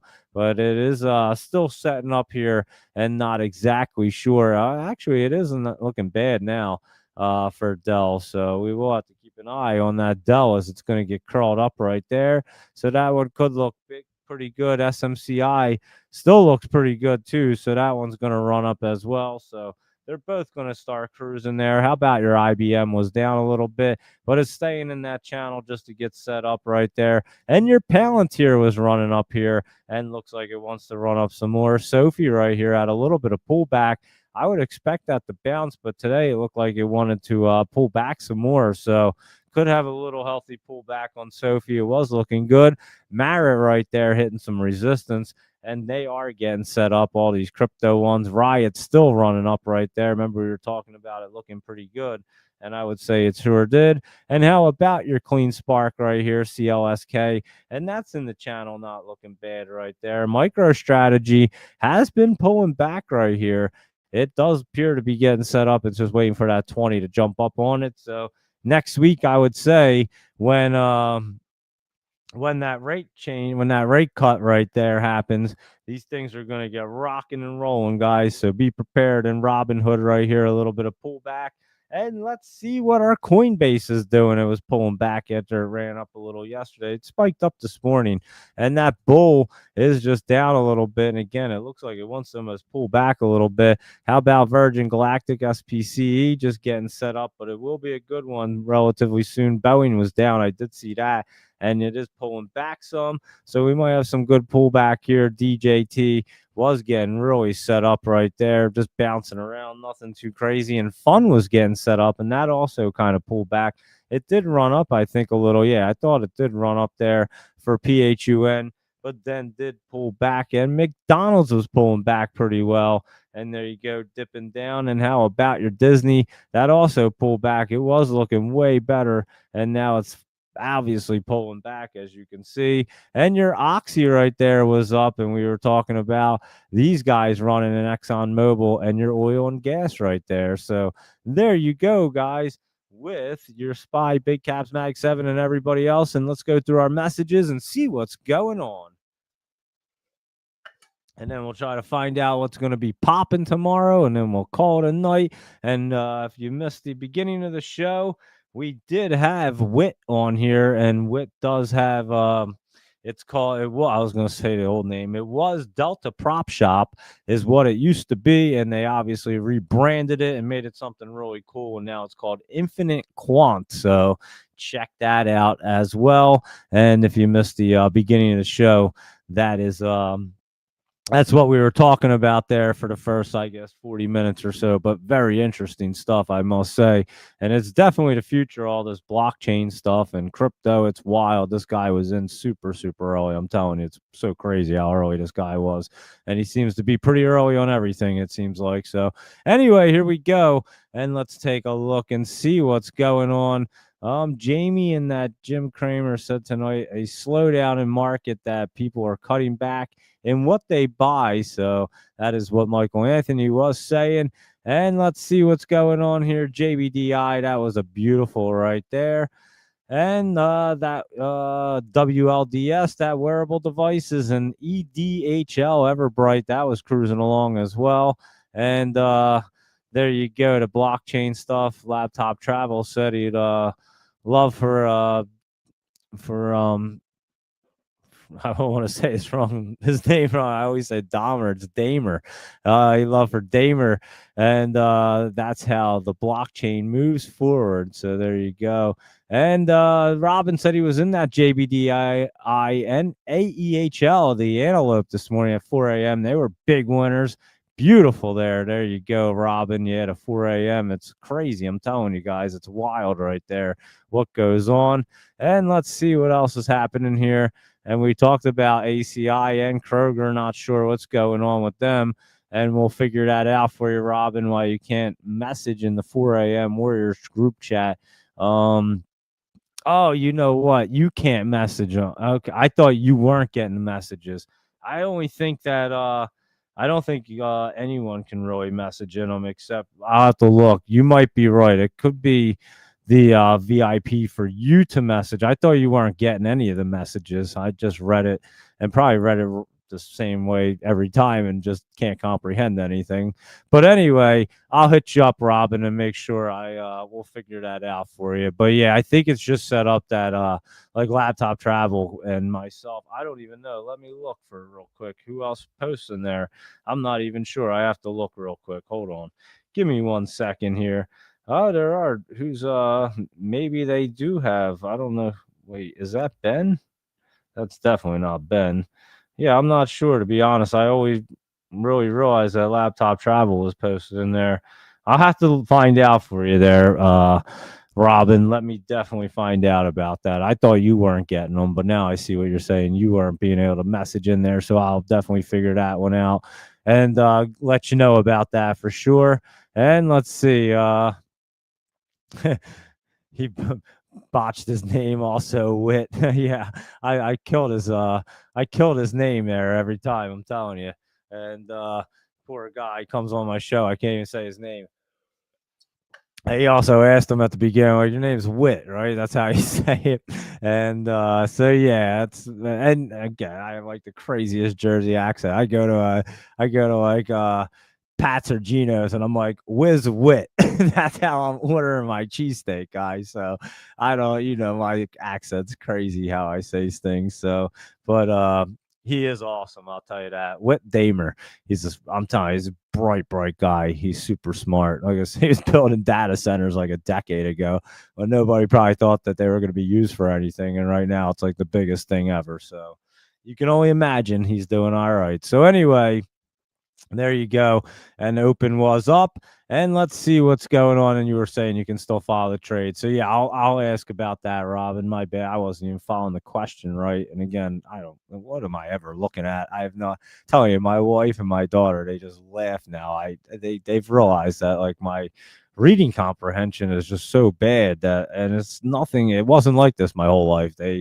My daughter's 16 and I've been with my wife since she was since my daughter's been 1. So obviously she's known me for a while now. And yeah, I was never like this before. I could always read things and pay attention and do that. And I'm telling you, it's just so bizarre. After I got hit in the head, I do have to start the vision therapy and look into that. So I have to call and get that scheduled. And I'm pretty sure no insurance pays for that. So I'm going to have to fork out that kind of money for the old vision therapy there, but it'll definitely be worth it. I was going to go before and then I cut my fingertip off like a maniac. So I had to wait for that to heal up. And again, my fingertip's fine, guys. Look at that thing. You wouldn't even know I cut my fingertip off less than like 2 months ago. Probably I don't remember the day it was, but it wasn't that long ago when my fingertip got grinded down to the bone. And that was pretty gross. And here we go. So here we are. Let's see. What's the best way to invest in the Bitcoin? What do you mean? What do you need to know, Michael Anthony? Just buy Bitcoin. It's going up. I wouldn't buy the miners. I've already told you. They'll go up, but the best thing, just buy Bitcoin.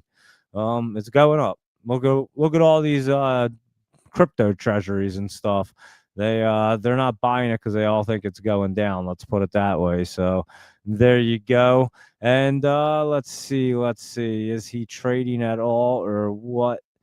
That you have. I don't know if he trades at all. Like I said, he created the platform, so he's the one that created it all and lets everybody trade on his platform and make a bunch of money. That's how it works. And that TSM was flying high today, way up there. Opens up almost $2 in the after hours. It certainly is. And let's see, talking future trading versus grocery stocks. Sheesh. That's pretty funny, Zach. And to chat directly with our analysts in the Discord. It does require VIP membership, but you have access to all our notes and trade. There you go. Laptop Travel knows better than me, Robin. So there you go. That does answer. I thought you weren't getting the trades, Robin. Like I said, I don't know what I look at. I'm telling you, just another example of you've asked me twice. And that's why Rhett told me everything was fine. That's exactly why. And because yeah, that's why he did say it was fine, and I asked him, but now I see what you're asking, and I wasn't even asking him the right question because clearly I can't comprehend anything. So my apologies, Robin, for that. But yeah, that you do the VI, but don't if you need to hit up Laptop Travel, shoot him a message on X, and you'll be fine, or hit me up and you'll be good. So yeah, don't worry about that, and just follow them trades right there, and you'll be good to go if you're up at 4 a.m. So there you go, Robin. That'll answer that question for you. It's thank you, Laptop Travel. At least you could comprehend something. I can't. I clearly can't comprehend things. And let's see. Has anyone investigated this two people standing behind them in regard? I said that Laptop Travel. That's exactly what I was saying. I posted that video and said that it's kind of bizarre. They look like they were out there doing baseball. Like I was like looking at it like, is someone stealing a base here? Like this is really bizarre. The one guy perhaps could be a security guy, not the old guy, the second guy on the right. But I don't even know what the heck was going on. And I'm telling you, that question's crazy too. Listen to the question was asked. I don't remember exactly word for word, so I don't want to say it, but yeah, that's a crazy question that was thrown out there right before it happened. And again, all praying for Charlie Kirk's family there because that is a horrific thing that happened today. Nobody should be dealing with that. I don't care what your political views are or what you think or whatever. It is just out of control crazy when you get to that point and let violence start doing like take over. Violence takes control. We're all in trouble, and that's exactly what happened. And you can see it's not a good thing. So clearly not a good thing. And CMG right here, Chipotle Mexican Grill, that is way down. I do not like Chipotle. I'm not sure if you do, Luis Rodriguez. You seem to always know all the restaurants and everything. But they keep putting up Chipotles around me, and I'm just always like, who the hell's eating there? And wasn't the stock like a couple $100 not long ago? I thought maybe it wasn't. But anyway, Chipotle. Yeah, I'm not sure. That's probably why the stock's down. It's not even that good, I don't think. I don't know. It's just me. But anyway, I guess if I'm going to eat Mexican, I'm going to Taco Bell and not Chipotle. I'll tell you that. I think Taco Bell is way better than Chipotle. And that's just my opinion, but that's how I see it. And here we go. Let's see what else is going on. And let's see. Robin said he was unfollowing people because they were posting crazy social media things saying that they were kind of happy that happened. Yeah, anyone that says that, they're fucking insane. You shouldn't follow them because they're completely unhinged. And yeah, they're again, I don't care what side of politics you care about. It's just out of control. When you think violence and assassinating people is okay, it's not okay. It's not okay for either party, anybody, any side, anything political or anything to ever get to that point. It's just not okay. It's just people are trying to. Everyone has a view, like I said earlier. Everyone thinks that their view's the best view, and you just got to deal with that. But you can have obviously good conversations with people. You can even have a good argument with somebody, and it doesn't have to get crazy. So it got crazy today, that's for sure, and it went way over the line, I would say. So unfortunately, Charlie Kirk has lost his life today. He was only what 31 or something. He was a young guy too. I mean, Jesus Christmas, his young wife, he has like two young children, and it's just crazy, guys. It's absolutely insane. And so yeah, but I just posted that. And again, there's so many just gruesome just video of it. It's just wild how much video is there, but clearly everything's videotaped when you're out in public now, and they have like every single angle of it, and it's just crazy. And so yeah, I think it's going to be one of them days where you might not forget about this assassination attempt just because of all the footage we've all seen and just how horrific it is and senseless. So and then being the day before 9/11, it may actually be one of them things that you just never forget Charlie Kirk, and he shouldn't be forgotten because there's no way that he should have been shot and killed today by anybody. I mean, that's just crazy, guys. Just think about it. Guy left his house this morning, leaves his family to go do a talking engagement, and some lunatic takes his life. I mean, how crazy is that, guys? Just absolutely insane. So that is what happened today. And here is your Huntington Ignals right here. And it was cruising up a little bit today as well. And what is that course doing? That is looking pretty, whoa, that's looking real good. How about that, Luis Rodriguez? So yeah, you're right about CORZ. I remember we were looking at this bad boy and had been looking pretty good. And now it looks even better. And CWVX is the core weave ETF right there. If I could type it in, there we go. And that did jump up pretty well, I must say. So that was looking pretty good and looks pretty nice for tomorrow. IREN, you were talking about this last night, Luis Rodriguez, and that could jump up some more tomorrow. So keep an eye on that for some momentum right there. And let's see what AAON is doing right here. AAON is looking good too for tomorrow, I must say. So you might want to keep an eye on that one. What is it? AAON right there. Sinez Tech interview was today. It feels like it was a week ago right now, and it was today. I thought it was yesterday. And it feels like 2 weeks have gone by. Vince Holding right here, VNCE. This jumped up pretty big in the after hours, an apparel manufacturer. And I don't even know why are all these things popping up like crazy. I have no idea, but that thing went wild. Is everybody just getting into crypto? I have no idea why half of these are even popping up. And that Treasure Global right here, TGL. And oh, that one jumped up pretty big too in the after hours right there. Good old TGL, Treasure Global. So that's rocking and rolling as well. And let's look at UALA. ULA, is that what it is? ULA. What is that? Let me see. Is it over here? I'm not even sure what that is. ULA. I'm not sure what that is. Who even wrote that? Luis Rodriguez. What is that supposed to be? ULA. I'm not even sure. And we were talking about AirPods. I did call them AirBuds. That was pretty funny. And the initial jobs claims and all that good stuff tomorrow. So we'll be keeping an eye on that. And your PPI tomorrow.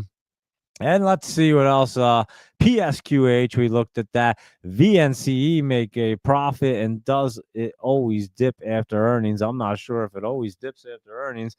I don't even know if Vince had earnings, but I see it just bounced up. It certainly did. And it is jumped up there. We just looked at that VNCE right there. And you can take a look at that in the morning, see if it wants to keep that momentum, VNCE, and see what did you say Kramer said? Oh, Kramer said that Dell was a better buy than SMCI, is what Kramer said there. So that is what he was saying. And VG right here, Venture Global, that looks pretty good. Another oil and gas right there, guys. I'm telling you, these things are looking good. There you go with the oil and gas. And that one does look good, Michael Anthony, I have to say. And so there you go. Slow down, that people miss everything. We can't slow down on this show. We have way too much to go on and to go over here and too much to talk about, Michael Anthony. You could just listen to the replay and slow it down a little bit to your speed. No, I'm just kidding. Anyway, Jamie and then Kramer both saying slow down. I thought you were talking about me slowing down, but maybe Kramer wants me to slow down too, but I'm just kidding. I know you said that many people were cutting back or whatever. And let's see what's going on. The Basic Man members can't chat, so that's what we had figured out. I didn't even know what Robin asked me because I'm illiterate, I think, anymore from getting hit in the head too hard. And so I can't comprehend what I read. It's kind of crazy. A one sentence question, I can't even comprehend it. I'm telling you guys, it is so laughable. My wife thinks it's the funniest thing ever, and I don't care. It's fine. I'm alive. What am I gonna do? I'm telling you, I got hit so hard. I probably took the hardest hit in the history of life and survived. For those of you that don't know, just tune in or have no idea, I got hit with a 10-ton jack with the pressure of a 2-story house right there a little over 2 years ago, right in my head, and I was floating through energy. Everything was black, quiet, and peaceful, and I was literally floating through energy, and somehow I survived. I have no idea how. And I literally started doing the show because it was cognitive therapy. When I was doing cognitive therapy, I did it for like over 2 years, and then I kind of was doing an exercise with the therapist, and I was like, you know what, I could do this with stocks. And that's how I kind of started doing the show. And I guess that was on May 31st. I just hopped on Spaces and started doing a show. And it was kind of to help my brain. and it's definitely been the best cognitive therapy ever. I say I do a lot of cognitive therapy because I do 2 shows a day. But I'll tell you what, I don't think I'd be doing as well as I am right now if I hadn't been doing this show. Let's put it that way. So I do appreciate everybody hanging out. But yeah, my reading comprehension and reading in general is just it's horrible, and it's laughable. I'm not gonna lie. I do have a I laugh about it because it's funny to me because I was always pretty good at it, and not anymore, guys. So, like I said, Robin tried to ask me a 1 sentence question, and I couldn't even comprehend what he was asking me. So, it happens all the time. People like I know text me a question and I think I answer the right thing. I just don't even understand it. It's so bizarre to me. But again, when you have a brain injury, things are a little different and weird. And I think I'm answering the right thing. And then I don't even know what I'm looking at. It's so bizarre, guys. So yeah, don't give me a form to fill out because I'll fill it out wrong. Every doctor's office I've gone to, I filled out every form. Everything I fill out is always wrong. It's crazy. I couldn't fill out a job application if I have to now. Let's put it that way. I'd have to have my wife do it for me. I'm not even kidding. She fills out everything for me, so God bless her. But anyway, yeah, that's getting hit in the head real hard. So protect your head, guys, because I got knocked in the noggin pretty good. But anyway, VG Michael Anthony is looking good right there. And so there we go. And Robin, I think everybody did answer your question, and I couldn't even comprehend it, but I do apologize because I tried to comprehend it. Just ask Laptop Travel; he always knows everything. I have no idea. I could just look at a chart and tell you what's going to happen. Luckily, I could do that, guys. I mean, it's kind of crazy. Anyway, here we go, and look for a pullback. Like today, markets was up huge. I think that's going to say, and then close much lower. And let's see, Robin, think they were just working out the settings on the new channel, but two-way chat was only the VIPs. So yeah, and there you go. And let's see. You called him Rich. That's too funny, Luis Rodriguez. You butchered his name too. If you called him Rich. Miners are going up. They're not looking bad, but I would say Bitcoin. The coins are going to be way better right there. And thank you, Deep Soul Diving, for the explanation as well. Not only is Robin thanking you, I'm thanking you too. And let's see, the ETF. We'll go over that. We'll do crypto. We'll hit that real quick. So hold on 1 minute because we have to do our crypto report. And our workaround is free chat. There you go. And so all right, cool, you got it. And you got all that figured out. They were talking about the Discord stuff in there. And let's look at Apple. Had the rest will start the same. I don't even know what you just wrote. What did you write? You wrote, look at Apple, hat the rest will start the same. I think that's what it says. Now, I might be crazy, but Michael Anthony, you're really trying to confuse me here. But anyway, Apple, we did look at it. It's just dipping down. I have no idea what you were trying to write there. I'm not sure if you talk into your phone and do the text to talk. That'll definitely make things crazy. I have no idea what that even says, but pretty funny right there. And let's see. Let's see, TB has the decades menu back. There you go. And let's see what else is going on right here. CMG did Chipotle, right? CMG. Oh, that's why it's way. Okay, thank you. Thank you there. I understand that one, Michael Anthony, down to 70 to then 75. But yeah, I was gonna say, weren't they in like the 300s or something? Chipotle, I never understood that, but yeah, they must have split it down so that people could start to get interested in it again. And McDonald's is testing its first ever all-you-can-eat buffet in Times Square for $15.99, and that would be crazy if they offer unlimited Big Macs, quarter pounders, chicken McNuggets, fries, and an apple pie. What? Get out of town. I don't even believe it. How could they even do it for that price? I wouldn't even imagine they'd go out of business like that. That would be wild, Luis Rodriguez. I'm not gonna lie. Not that I'm a McDonald's fan by no means, but I mean for $16 in Times Square to have all you can eat McDonald's seems like a pretty damn good deal. I would have to imagine like a number one costs like $20. So that's pretty wild. We have to look into that. And then we have the same heated political division here. And he was 31. Thank you, Michael Anthony. I couldn't remember. Charlie Kirk, he was 31. I mean, 31 years old. Bright, bright guy. Super, super smart guy, obviously, having a lot going for him.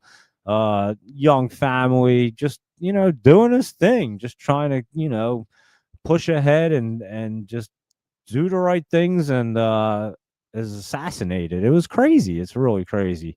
And Deep Soul Diving said, really wish people wouldn't video crime scenes or post them. That is the world we live in now, Deep Soul Diving. Everything's on video, you know that. So it's going to be hard to ever not see things like that, especially in a public event that's huge like that. You're always going to have like 75 cameras on you, so it's going to be crazy. And I was a chef for the NFL. I told you guys at NFL Films. I learned way back then, and that was a long time ago, guys. And holy cow, Solana's at 225 right now. Damn, that thing's cruising, huh? I just happened to see it go by on the stock cube right there. But what I was saying, I worked at the NFL Films. I was a chef over there. And I remember, and that was a while back, but I'll never forget the people that worked there were really, really awesome. And they had told me I used to go in, they would show me crazy videos. They were really cool people there. And yeah, they have like reels of every, like all the people having sex in stadiums and everything crazy you could ever imagine that goes on. They've already made a reel of it. It's so awesome. I'm not going to lie. So yeah, everything they told me too was all like, you go out in public, you are on video. So just always remember that and keep that in the back of your head. And at that time, I was just, I think I was telling my daughter this story at that time. And I'm telling you, this was years ago. I don't remember exactly how many years ago, but it was a while back. And at that time, security cameras were just like fairly new, getting put in everywhere. And they didn't really have the technology they have today, where you could have like Ring on your phone and everybody has like a security camera that they could just pull up and look at. Back then, like all the different cameras had different software, so you had to be able to read that software. And what NFL Films would do back then is they had a whole room set up. They put all this technology into it, and I've told you how amazing Steve Jobs was. He was one of the greatest people I had ever met. And yeah, they had this whole room set up, and they had opened it up to the police, to law enforcement, anytime that they needed to look at footage, because they would go around if there was a crime scene or any kind of crime, and they would go and confiscate the video surveillance cameras. A lot of times they didn't have the technology or the software back at their police stations to be able to look at everything. So they made an entire room, and I'm telling you, when I worked there, it would be all day long. Cops and detectives and all kinds of people would just be coming in and out, and they'd let them have this room, and it was all set up for them so that they could go ahead and use the technology, because obviously NFL Films had that technology, had everything going on. I mean, they were ahead of the curve by tenfold all the time. And so yeah, that's how that place ran. But I did learn back then that everything you do, especially at a stadium, is definitely on camera. And I've seen some crazy, crazy footage. I'm not going to lie. And yeah, that was one of the coolest jobs ever, I must say. NFL Films. And like I said, God bless Steve Jobs. He had passed away when I worked there. So I don't know how long ago that was, but he was an amazing man. I'm telling you, he was way ahead of his time. I can tell you that. Even his father, Ed, I think his name was Ed.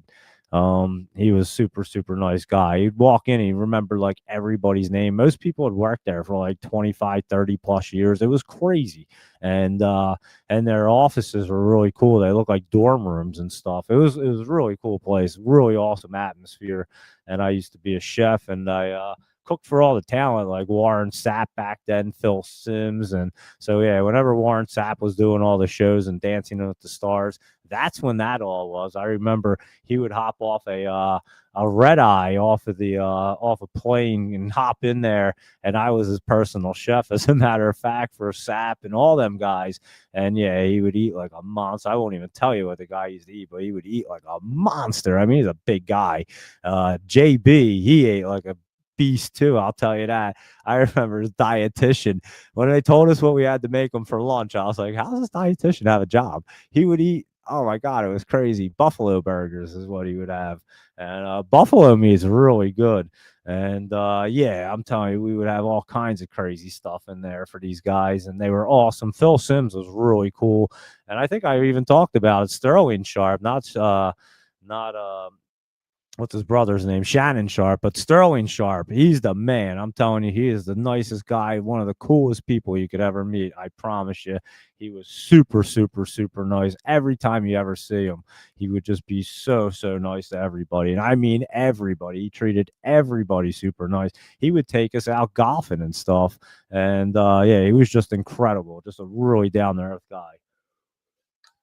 So shout outs to Sterling Sharp because he was super super cool. Not that anybody really wasn't. They were all really really nice. Everybody, I'm telling you, all the talent, everybody was super nice. Um, but some people were obviously nicer than others. I'll tell you what, Phil Simms, he used to clown around and joke around with everybody. He just like had a good time on set, just always having fun.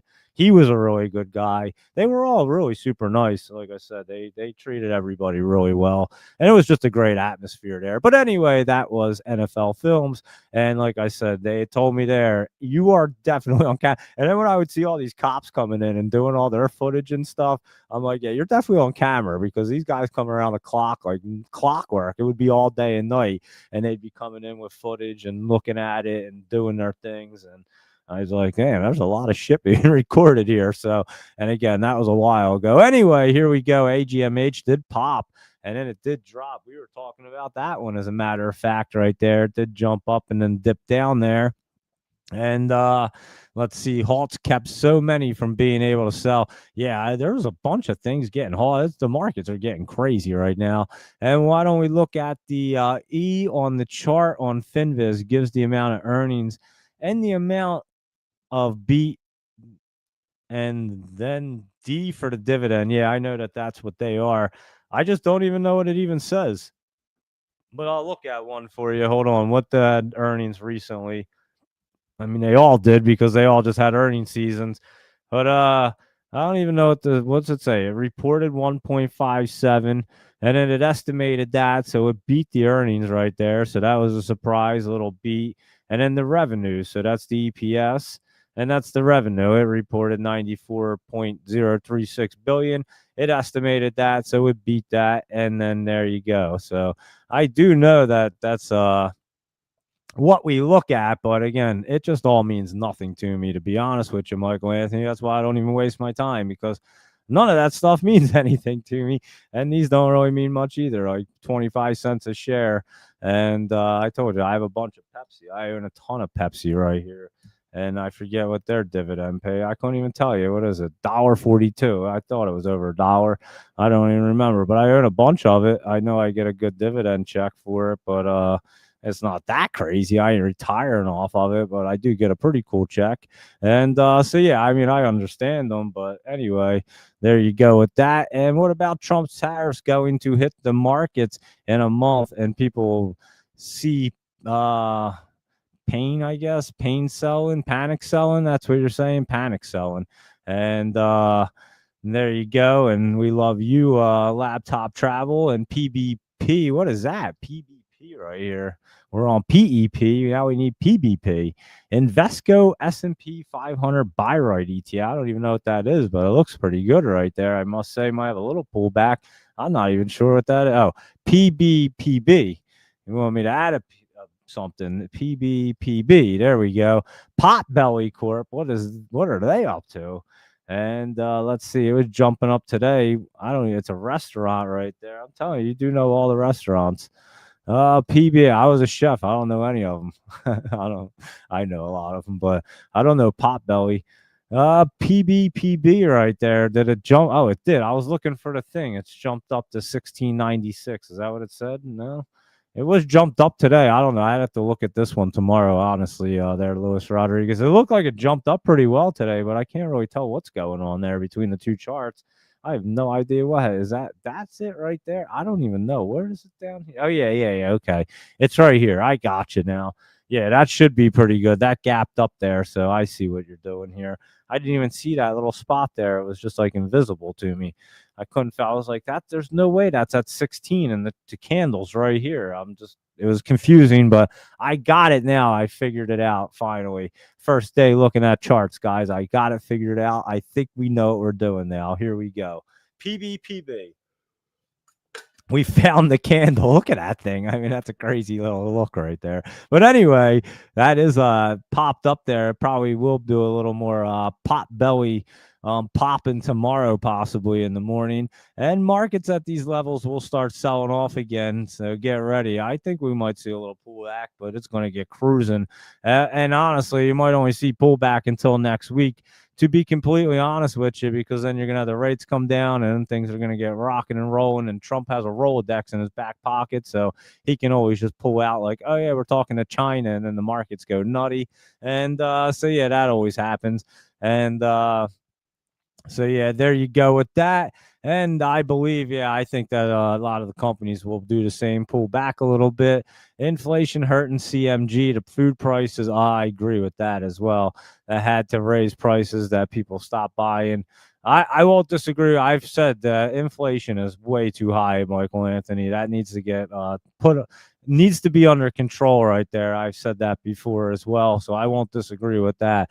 Yeah, food prices are absolutely ridiculous right now. I mean, you go to the supermarket and you buy four things. I don't care what four things they are. It's going to cost you like $45, $50. You buy a pack of gum, it feels like it's $40. It's insane, guys. It's crazy. So I don't disagree with that one bit. So yeah, they definitely have to get that under control for sure.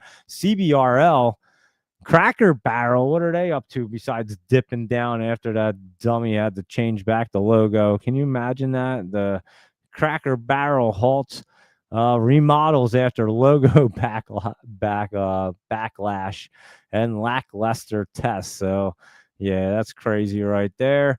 And they should have fired her immediately. What a dummy. And so yeah, that's the Cracker Barrel story right there, and it does look like it's going to pull. It will get set up. It'll be a good opportunity, but people that were in it, they're like, "What is wrong with the CEO? Is she as dumb as dirt? Because you just made the company go down a lot." And anyway, that's what she just did. And DGLY, Digital Ally, right here. Let's see, that one's trying to cruise along, was bumping up. That's actually looking pretty good there. Deep Soul Diving, I would say.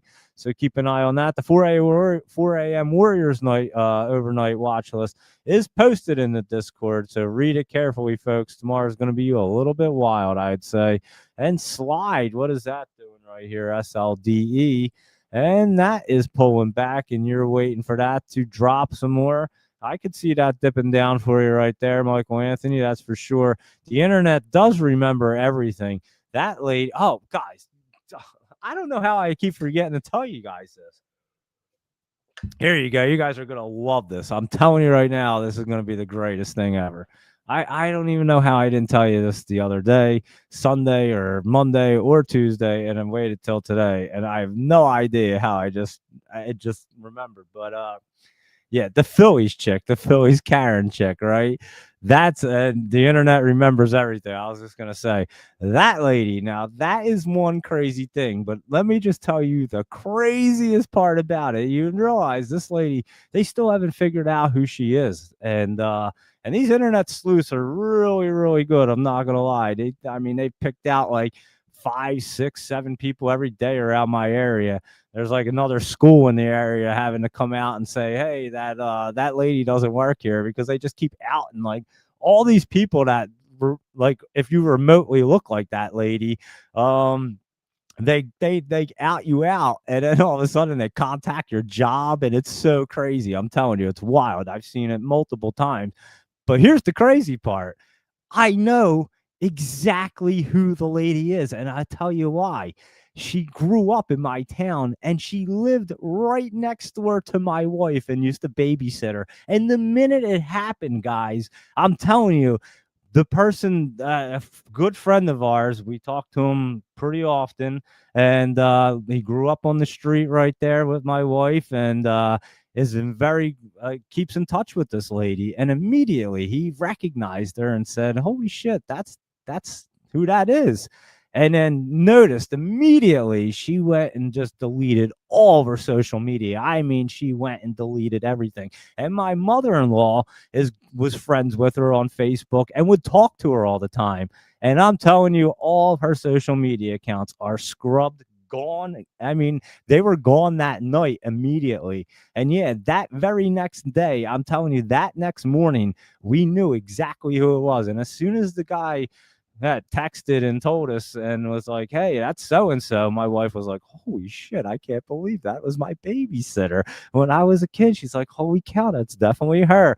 And then, like I said, my mother-in-law was like, "Yeah, I know for a fact it's her. I talk to her all the time on Facebook, and she just disappeared." My mother-in-law was telling me about her everything. They know everything about this poor lady, and apparently she's like super nice. I don't know what happened that night because she is definitely pretty ruined for life. I'm not going to lie, but I definitely know who she is. And I don't know her personally. My wife definitely does. And I definitely know her name though. And, but I won't give it out because that would be a little wild. But yeah, the internet sleuths can't even figure it out. And, I was telling my one buddy that I know I can trust, my buddy Timmy, and that I trade with and stuff, because he sent me a couple things, and I was like, dude, honestly, this is the person. So we were laughing because of all the different people they keep naming. I'm telling you, they've named like a dozen different people, and now we know the person's name. So every time a different thing comes out and it's the wrong person, we're like, that's not the person. And then they have to come out, and I'm telling you, they're like outing these people, and they're like school administrators and this and that, like every kind of job you can imagine. And if you look remotely like this lady, they're probably going to out you and say that it's you, and then your company has to come out and defend you. It's pretty crazy, guys. I'm not going to lie. But yeah, 100%, I'm telling you, I know exactly who the person is. I know her name, and my family knows her really well. How crazy is that, guys? So talk about the internet remembers everything, Luis Rodriguez. They're never going to forget that chick. I'm telling you, her and the Coldplay people, that couple, wow, they're going to go down in history, I think, as some of the most unique people on the internet. They get outed for something, I must say. And I don't think they'll ever go away. They may be memes for the rest of their lives. The Coldplay couple and that Phillies Karen chick. So definitely interesting. I'm not gonna lie, but yeah, my wife she used to be my wife's babysitter. How crazy is that, guys? So how wild is that story right there? And I thought you guys, I don't know how I forgot to tell you throughout the last couple of days until I literally just saw the internet remembers everything. And I said, "Oh yeah, it definitely remembers everything." And so yeah, crazy stuff right there, huh? But yeah, I definitely know the real name of the person that it was. And I know 100% it's definitely that person. And there's not even a question. I know for a fact, 100% I know the real person. And like I said, I'm not going to out that poor lady. I think she's already had enough online. I mean, Jesus, if I was her, I'd change my entire appearance real quick. And I'd have like long hair, and I'd be doing anything I could.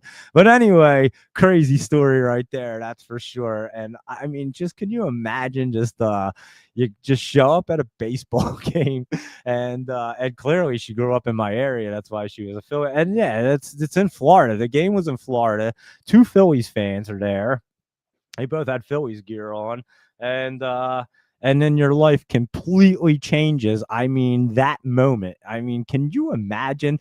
And it's funny because I was talking to some people that night, and they were saying like, can you imagine like she doesn't know this is happening right now, and everybody on the internet's talking about it. Can you imagine when she goes on her Facebook? And like immediately, I'm telling you, I mean, as soon as she left the game, the Facebook was deleted, everything was deleted, all of her socials. So it's going to be tougher to find her, but I definitely know who it is, and I'm not giving it out though because that would be pretty cruel. I'm not going to lie, and like I said, a lot of people do know who it is, obviously, and they're not saying anything. I don't know if they have huge platforms, but I'm pretty sure if you posted it out there, it would get some traction. That's for sure, because everybody wants to figure out who that is. And I kind of feel bad for her. I'm not going to lie. Not that I feel bad for her for what happened, but I think she's definitely taken a pretty good beating in the internet world. That's for sure. And I couldn't imagine giving out her name and like people would probably be sitting in front of her house for a while. So that would be pretty wild there. But yeah, definitely know who she is. How crazy is that, guys? So just a crazy story, another day of my crazy life. But yeah, we found out that morning and we were like, no way. Are you kidding me right now? And it was definitely confirmed. And every time they post another name, we're just like, nope, that's not the person. And my buddy keeps texting me every with an article and like, yep, not this person either. It's not this person because again, we kind of know the exact name of the person. But anyway, Lulu sold off, and that'll bounce or keep going lower. Well, it's either going to do one or the other there. Let's see. I think it's going to go a little lower at the moment, Michael Anthony. So we'll keep an eye on it for when it gets way down there. And then it will bounce up and look pretty good. So it'll be great opportunities. And Chewy definitely took a big nosedive right here. Here, I'll do you a favor there, Michael Anthony. So their EPS, they reported 14.14 and they estimated 0.143. I'd say they missed it by 0.003 right there. And in their revenue, they reported 3.104 billion and they only estimated 3.08 billion, 3.08 billion, if I could talk or read. And they surprised everybody by extra $24.136 million right there. And that is what they did for Chewy. So you do have a nosedive from beating their revenue, but not their EPS. I don't understand the earnings. I'm telling you, it's so bizarre to me. But anyway, there you go. And they're trying to get a Head and Shoulders right there. I'm pretty sure that's what that means when they put that H in the R. I think that's like a Head and Shoulders starting look or something like that. If I'm correct, I might be wrong. So don't swear to that, but I think that's what that means. I don't know. Anyway, here we go. But there you go with Chewy. That did take a nosedive. And let's see what else is going on here. And let's see. Other people look at like I said, Michael Anthony, none of that. I can't even read these things like a normal person. I don't think they're going to help me too much. Honestly, it doesn't matter what it does. I couldn't tell you what the earnings were going to do if I looked at all the numbers and studied them. I'd still have no idea. I'd still base it off the charts and I still have no clue. It looks like it's always a coin flip to me. That's why I just trade around the earnings because it's way easier. And none of the numbers would really ever help me. I've been looking at charts for over 20 years. I've never looked at a fundamental in my life. It's always just been technical. So I doubt if I start now, it's really going to start helping me, especially with my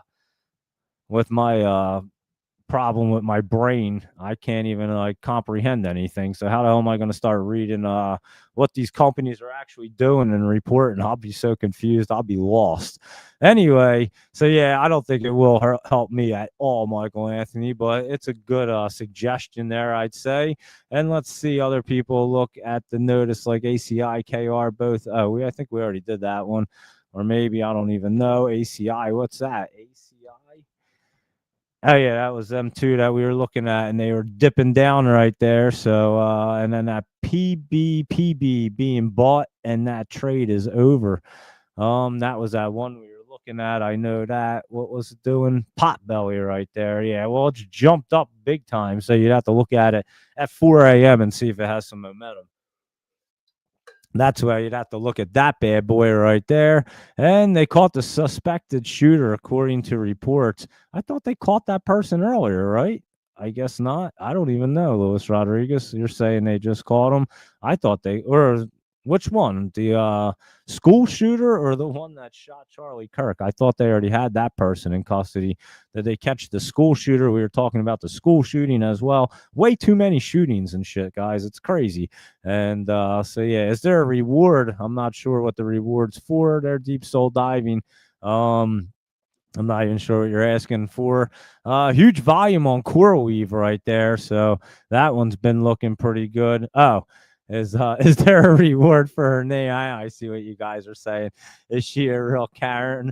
Apparently she's not, actually. And yeah, apparently she's really nice. And like I said, my mother-in-law told me everything about her this past weekend. And yeah, said that she's like super nice. They've known her entire life. And yeah, she moved out of town, and they kept friends with her. Obviously, kept friendly with her, and talk to her all the time and know her family, everything. It's crazy, guys. I'm telling you, it's pretty wild. So yeah, apparently she's not really that way, but I don't know what happened. My wife was saying, I don't know what happened, but anyway, that's so bizarre. She babysat my wife. Yeah, she better change her two-tone and black. Oh, you're not kidding. That skunk looking haircut. I'm telling you, she better change everything there. Doge Mama 9, or she better grab a costume, Lois Rodriguez, and maybe she'll actually come out on Halloween. I don't know, but yeah, I mean, what do you do for the rest of your life? And I actually do know what she did. I don't know if she still had the position. I won't even say it because I don't want people really diving into this poor lady. They're already diving into it. Trust me. I don't want to be the person. But anyway, yeah, I do know what she did. And that's the other funny thing, because every time you see like school administrator and all these different things, it's like, that's not what she did. So, but anyway, like I said, apparently she was really nice. Every person I've known that knew her said that she was super sweet and couldn't believe that actually happened. And so, yeah, I have no idea, guys. I guess people lose their minds sometimes. I have no clue. Um, It'd be great to interview her, but I doubt that's going to happen. And she looks like a hybrid of Rosie O'Donnell and Pocahontas, and even that who's that senator lady, Warren? What's her name? Whatever the heck, Elizabeth Warren. She kind of looks like her as well, a little bit in the face. So you can throw them all three together and put and crank out the Philly's Karen lady. And yeah, I'm telling you, what a crazy shit story that one is. I mean, just so bizarre. And can you imagine doing something like? And again, that goes back to you got to have self-awareness that everything is videotaped today. Why would you do something like that in public, even if you wanted to?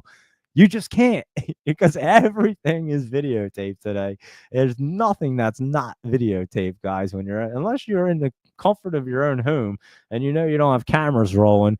It's about the only time you can kind of feel comfortable. Everything is probably being surveillance. So you got to think about that stuff when you're out and about. You can't just go losing your mind on people and doing crazy shit unless obviously like they came and hurt you first. I mean, obviously you're protecting yourself, but trying to steal a ball and stuff is just a little bit crazy. And, it's going to come back and bite you, but clearly you're not thinking in them in that time frame and not thinking clearly, obviously. But anyway, uh, what we're talking about, Michael Anthony, is the Phillies Karen chick that everybody's been talking about for days now, and they're trying to figure out who she is. And I know who she is, and it's just kind of bizarre. And but yeah, it's been all over the internet, everywhere. I mean, you want to be talked about the most memes I've probably ever seen anybody get. I think she outdid the Coldplay couple, and that's what I'm saying. And then they started putting them together with the guy and her. That was one of my favorites, to be honest with you. That's why I posted it the other day. That one's hilarious. And so yeah, just crazy funny stuff. And the internet does have a lot of. I mean, there's just funny people and just crazy things that you see, and people just go out and do it all. And it's crazy world we live in, that's for sure. And the internet brings it all out. That's 100% a fact, because you can see whatever you want on the internet at any time. But anyway, here we go. And you think that Chewy did raise the outlook, but didn't help right there. Yeah, it took a big old nosedive, like we were saying, and we'll just check it out and see what it wants to do. It had run up pretty well there, and then obviously came back down. So here's Laptop Travel's gift pick for the traders tonight. Here you go, AIRE right there. Mark it down, guys, because it's already jumping up there pretty nice, and it looks pretty nice to me. So I would say that's a gift from Laptop Travel to you. That's a nice present right there, I would say. So make sure you check that out in the morning, because you can already see it's running up there in the top, and it's going to be blasting off there. Laptop Travel, I love it right there. That's a beauty. And let's see if I see that line on the chart, that Chewy near lows to start a move back up. Let's go back to Chewy. It was just up here, right? Yeah. Yeah, right there at 3094. It could come back down there into that trend, into that support line at 3094 right there, Michael Anthony. And let's see. Deep Soul Diving said he saw the shooter being dragged down by police this afternoon. That's what I thought. So, and that was a suspect earlier who was released. And wow. And the old man they were dragging out turned out not to be the suspect. So that's pretty wild, huh? He's gonna he's gonna be pretty pissed. And as his face is all over the internet right now, and everyone thinks he's a killer. That's pretty wild. Anyway, reward for finding this lady, but I know nothing about the story. Deep Soul Diving. Check out the Phillies Karen chick. It's easy to Google. It's everywhere. It's, YouTube, anything. Just go on social media. It's everywhere for the last 4 days. I think it happened Saturday night. I think it was Saturday night it happened because I think it was Sunday morning when we got the text. It was super early in the morning. And my wife goes, I remember looking at her face. I'm like, what's wrong? She's like, I can't believe this. And I'm like, because we were just talking about it. And I was like, why? What's wrong? I was like, something wrong. She's like, you ain't even gonna believe this. And then she told me, and I was like, are you kidding me? We were just talking about it. She goes, yeah, everybody is. And then texted over to her parents, and they had just been talking about it as well.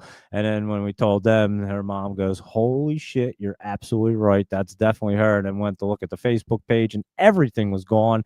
And we had already known because the dude that texted us and told us that all the social media was already scrubbed. So yeah, it was pretty wild, guys. I'm not gonna lie. And so yeah, pretty wild right there. And maybe she has a dope and hanger right there. And so grateful. I was in my 20s before digital age. You and me both, Deep Soul Diving. I created iloveroadhead.com. So, I mean, we did have cameras back then and a lot of cool pictures, but it wasn't like everything's like today. It's great. You can't do anything today. It's pretty wild. Pocahontas is the name Trump gave Elizabeth Warren. That's so funny. That is exactly what he calls her. He called her that at one of them at what he was getting in whatever inducted or whatever, not inducted. What the hell is it called? Holy shit! Inaugurated. Oh my god, my brain's fried. I think he called her that then, or one of them days when they were in there. He called her that. It was so funny. And he said Pocahontas to her. It was hilarious. And there you go. And let's see what else. That newer Katina chicken burrito at Taco Bell is pretty fire. I'm telling you. Yeah, that's good there, Zach. Make me want it right now, huh? That thing is good. I'll tell you. I have to agree with you. Me and my daughter definitely love Taco Bell. She probably is listening. She can hear me when I talk sometimes. She's probably going to be standing there like, are you going to get Taco Bell? Because I'm saying it right now. She's probably going to be sending me a text message. You get Taco Bell? And I always get her. I text her before I ever go there. And I'm always like, you want Taco Bell? And she gets super excited. And so, yeah, maybe I'll get it for her tonight. I'll see. Anyway, let's see what's going on. And she looked far from nice, giving everybody the finger and screaming like a lunatic. I know, Luis Rodriguez. That's what I'm saying. I don't know what happened that night. And again, I don't know her at all. And my wife hasn't known her for years either. But I'm telling you, everybody I grew up with her has been good friends with her on Facebook. My mother-in-law talked to her all the time, was telling me all about her, and was like, I just can't believe it's her. Like she's like it's not something I would ever expect to happen from her. And honestly, I mean, when does somebody do something crazy and the people that they know go, you know, we knew that person was going to do something crazy. Usually they're mentally ill. Like the guy that and this is another crazy story. The guy that killed that poor girl on the train. That Ukrainian girl. Holy cow, that's a horrific story too. That the mainstream media decides that like just never happened. I guess because of the race difference. I have no idea. But I was reading his sister, the guy's sister, was saying that the state definitely let everybody down because this guy, and apparently he was on his way to a hospital after he had asked multiple times to have help. Like this guy clearly had mental like issues. He was schizophrenia, and he clearly had mental illness going on. He knew it. He was telling everybody, "Yeah, I need help," and he thought people were controlling his mind and all kinds of crazy stuff. And multiple times he had called 911 on himself, and the cops were like, "We can't do anything because it's a mental thing," and nobody ever did anything. I'm telling you. And this poor girl lost her life, and yeah, that, and I'm telling, it's so crazy. And honestly, I know stories like that from veterans as well. They come back, and guys, it's not easy when they come back. Shit's crazy for them. A lot of them need help. They have PTSD. They've seen a lot of crazy stuff. They've dealt with a lot of crazy stuff. And honestly, our government doesn't really provide them the best help. I know somebody that went through something really crazy, and it wasn't until he literally almost killed somebody, and had asked for help multiple times for like almost a year, almost killed some guy, and that's when the judge finally said, "All right, tomorrow you'll have help." And it took that much for him to get help. And you're talking about a guy that's a veteran that was fighting for the country and did a lot of crazy stuff for the country. So yeah, it happens often, guys, and it's just not. And so, yeah, I think that our state and our country and our health system lets us down a lot in that case. There's a lot of mentally ill people, and then they just give them all these pills and stuff, and it doesn't really help. Trust me, the pills tend to make things worse sometimes and make them a little bit crazier. And then sometimes they get addicted to these pills, and then they stop taking them because they're a little bit crazy and they don't like to take medicine, or they forget and things of that nature. And that really makes them crazy. So you got a lot of things going on there. But I definitely read that the sister of this guy said that he should have never been out on the streets. He should have been committed multiple times. He had multiple arrests. I mean, the guy has a criminal record, and every time they just kept letting him out. He just got let out again. I don't know how they let these people out. He clearly had mental illness while he was in a prison, and probably where he got most of it. Who the hell knows? Who knows what goes on? But when somebody's showing signs of mental illness like that, and they're asking for help, and nobody's helping them, shit like that happens, and it's very sad. It should never happen. That should never ever happen. That should never happen, and people shouldn't be assassinating people like what happened today with Charlie Kirk. That should never happen. So yeah, this country has a lot of shit to get together and get right. That's for sure, because it's crazy that somebody with that kind of mental illness is just walking around our streets after multiple times that they've told people, police officers and hospitals and all kinds of people, that they're not well. Then they shouldn't be out in public. And that's exactly what happened in that case right there. And I really feel bad for that poor girl. I mean, talk about, can you imagine you go and escape war going on in your country? You come to America and you're just sitting on a train and some lunatic takes your life, and you don't even know what happened. He didn't even say a word to her. He never even talked to her or said anything. And then the people sitting around her, I mean, talk about lunatics too.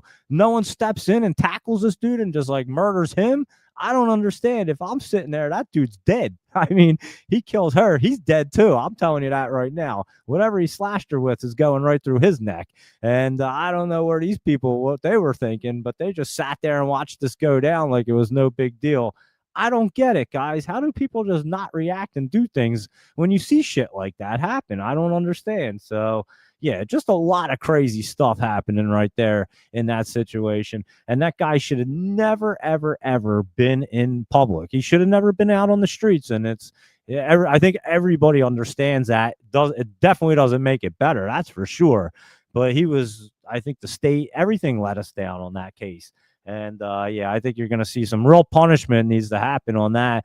And again, it shouldn't be happening. So I'm not making excuses clearly for this guy. He was clearly deranged out of his mind, but obviously had medical illness, and they knew that he had medical illness or mental illness and medical illness, but mental illness, and it clearly didn't get properly diagnosed and put in the right places. So that's a really unfortunate story right there. I've seen like Elon said he'd put up like $1 million to put like memorials around the country for her. I think that's really nice. I mean, can you imagine the poor girl comes from Ukraine to escape that shit and gets killed on a train? And yeah, just absolutely insane stuff, guys. Crazy, crazy stuff. So yeah, that's that news story as well. So we'll just go through everything happening. And Rich Tech Robotics right here. Zach, let's see what they're up to. I do remember it ran up. Honestly, I would look for that to try to bounce off. As a matter of fact, possibly tomorrow there. Zach, because Zach could do a little bounce play right there. I'll be keeping Rich Tech on my list right there. I'm going to jot that one down to keep an eye on that bad boy. Your Rocket Mortgage right here. Let's just wrap them up because it is getting pretty late here. And Rocket Mortgage, Rocket Companies has been running up. You've been talking about it. Ran up nice, hitting that resistance. We'll have to see if it can get in the top right there. You might have a little healthy pullback, but it might not be too crazy. And that LDI right here, that was jumping back up today, not looking bad. And like I said, you might get a nice bet.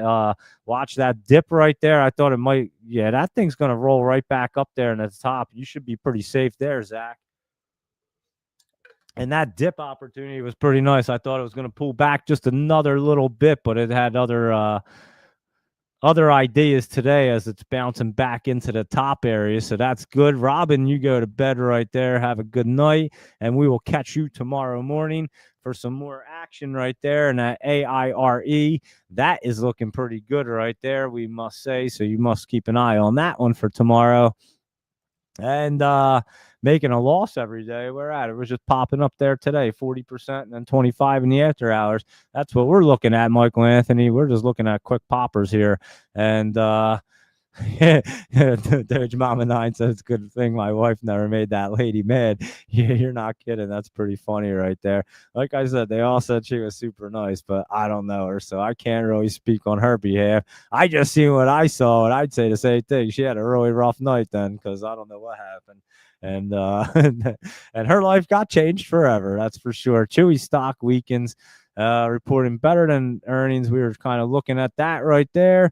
And let's see, tomorrow is September 11th. And remember this, on September 11th, 2001, guys, passengers and crew from United Airlines Flight 93 fought back against hijackers after learning of the attacks at the World Trade Center and the Pentagon.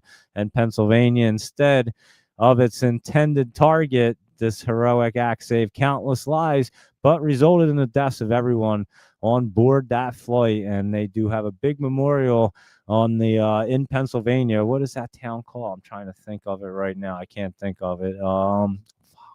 I can't think of the name of it. And we need heroes like these today, fitting for remembering. For tomorrow is September 11th, and that is correct. Good example there, laptop travel. Good analogy and example. But yeah, I'd say the exact same thing. You do need some more people to step it up in this world and stop taking out their phones and just recording shit when they should be jumping into action and taking care of things. LDI is Loan Depot right here, and it's a popular pick right now. The Godfather's been liking it. It's been in the Discord.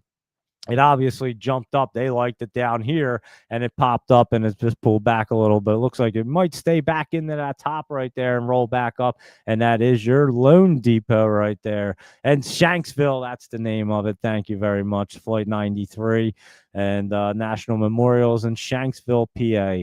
And that is right. Oil up because saw T-Pet creeping. Oh, yeah, oil and gas been looking good right there. That's for sure.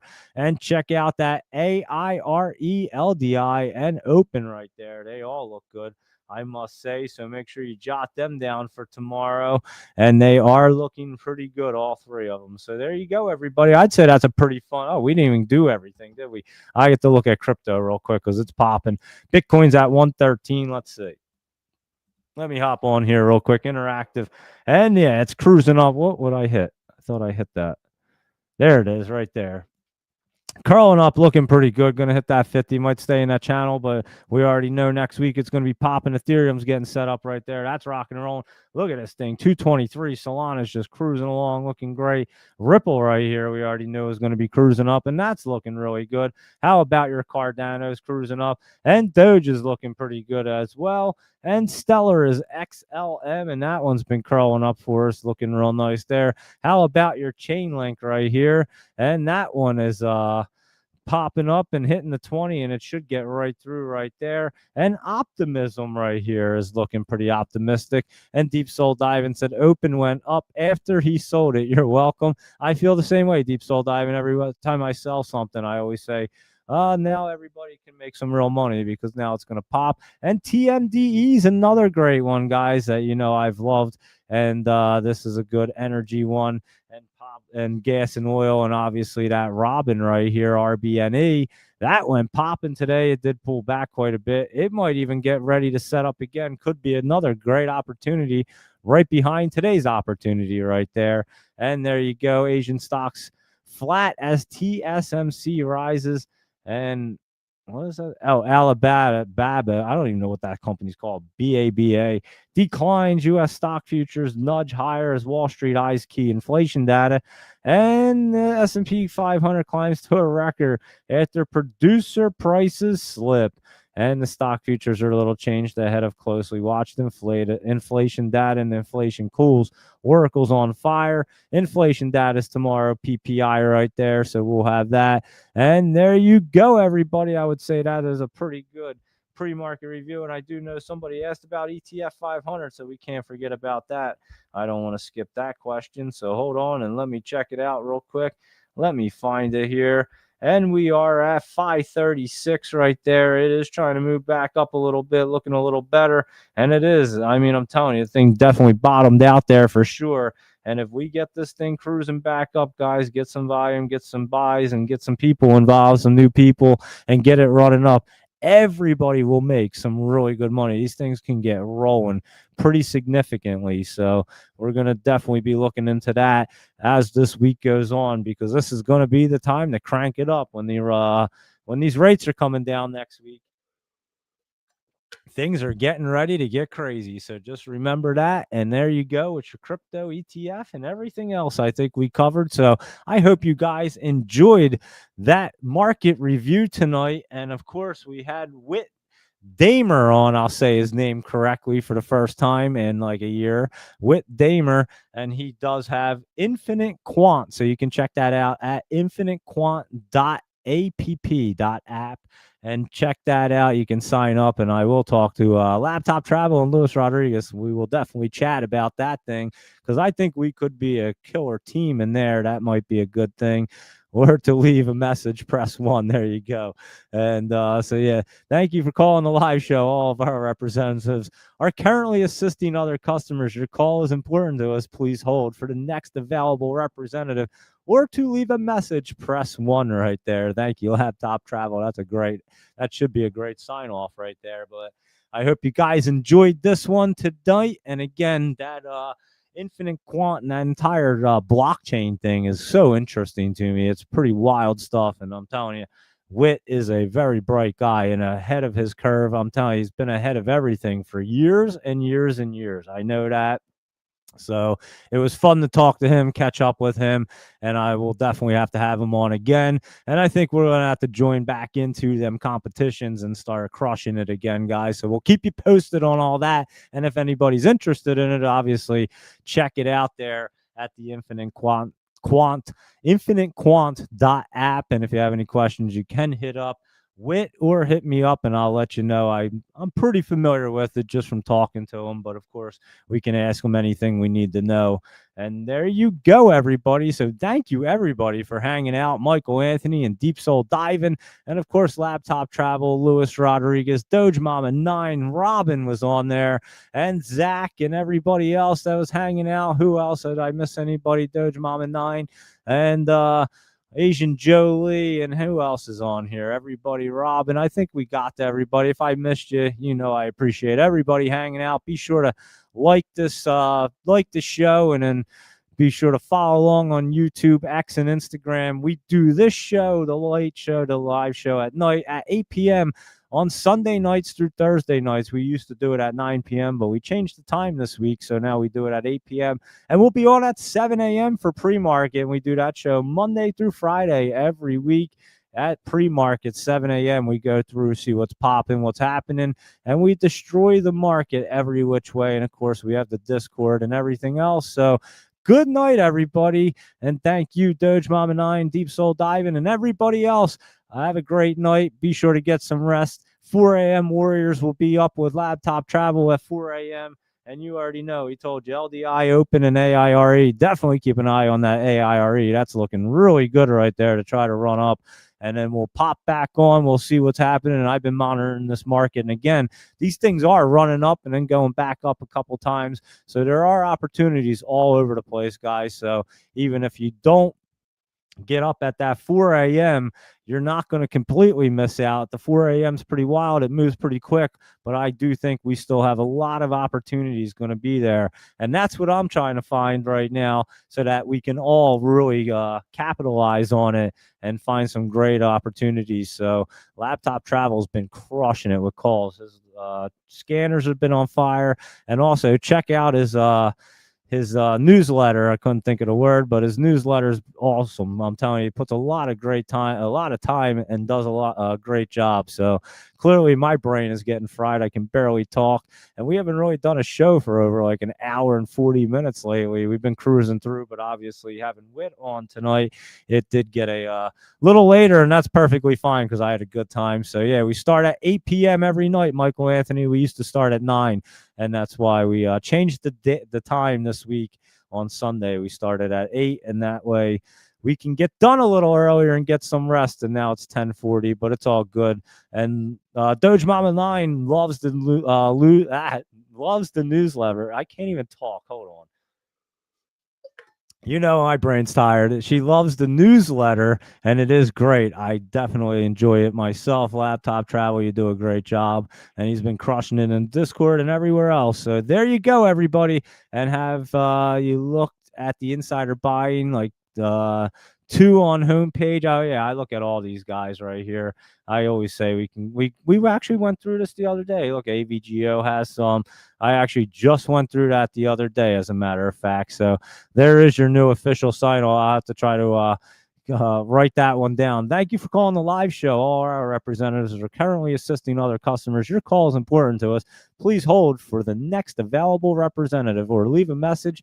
Press 1. And so there you go, everybody. I'll catch you guys at 7 a.m. in the morning. So get some rest. Have a good night, and I'll see you guys in the morning. Thanks for tuning in. And no, we start at 7 a.m. Michael Anthony has it completely off. I don't know what time zone you're in, but we'll definitely have to talk to you and answer this one so that everybody knows. I'm on the East Coast, Eastern Standard Time, and I start this show at 8 p.m. Eastern Standard Time. So 8 o'clock at night, that's when we do the night show. And then 7 a.m. Eastern Standard Time is what time we do the pre-market show in the morning. So just to clear that up.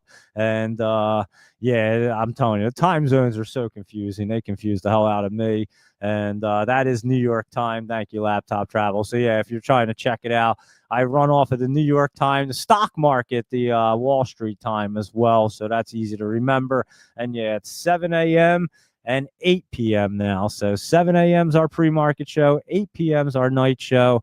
And then in the summertime, we'll push it back to 9. But I like 8 p.m. for the night show during the winter hours and stuff. It allows everybody to check in and check out the show. And then also usually we hop off pretty early. But again, if you're just catching us now, we are hopping off, but it's been a great show, and we had a great guest, Wit, on here. Wit Damer with Infinite Quant. So you can check that out and learn about some blockchain and all kinds of crazy stuff in trading and crypto and in that space. So there you go, everybody. I'll catch you guys at 7 a.m. New York time, and I'll see you guys in the morning. Thanks for hanging out, and have a good night, everybody.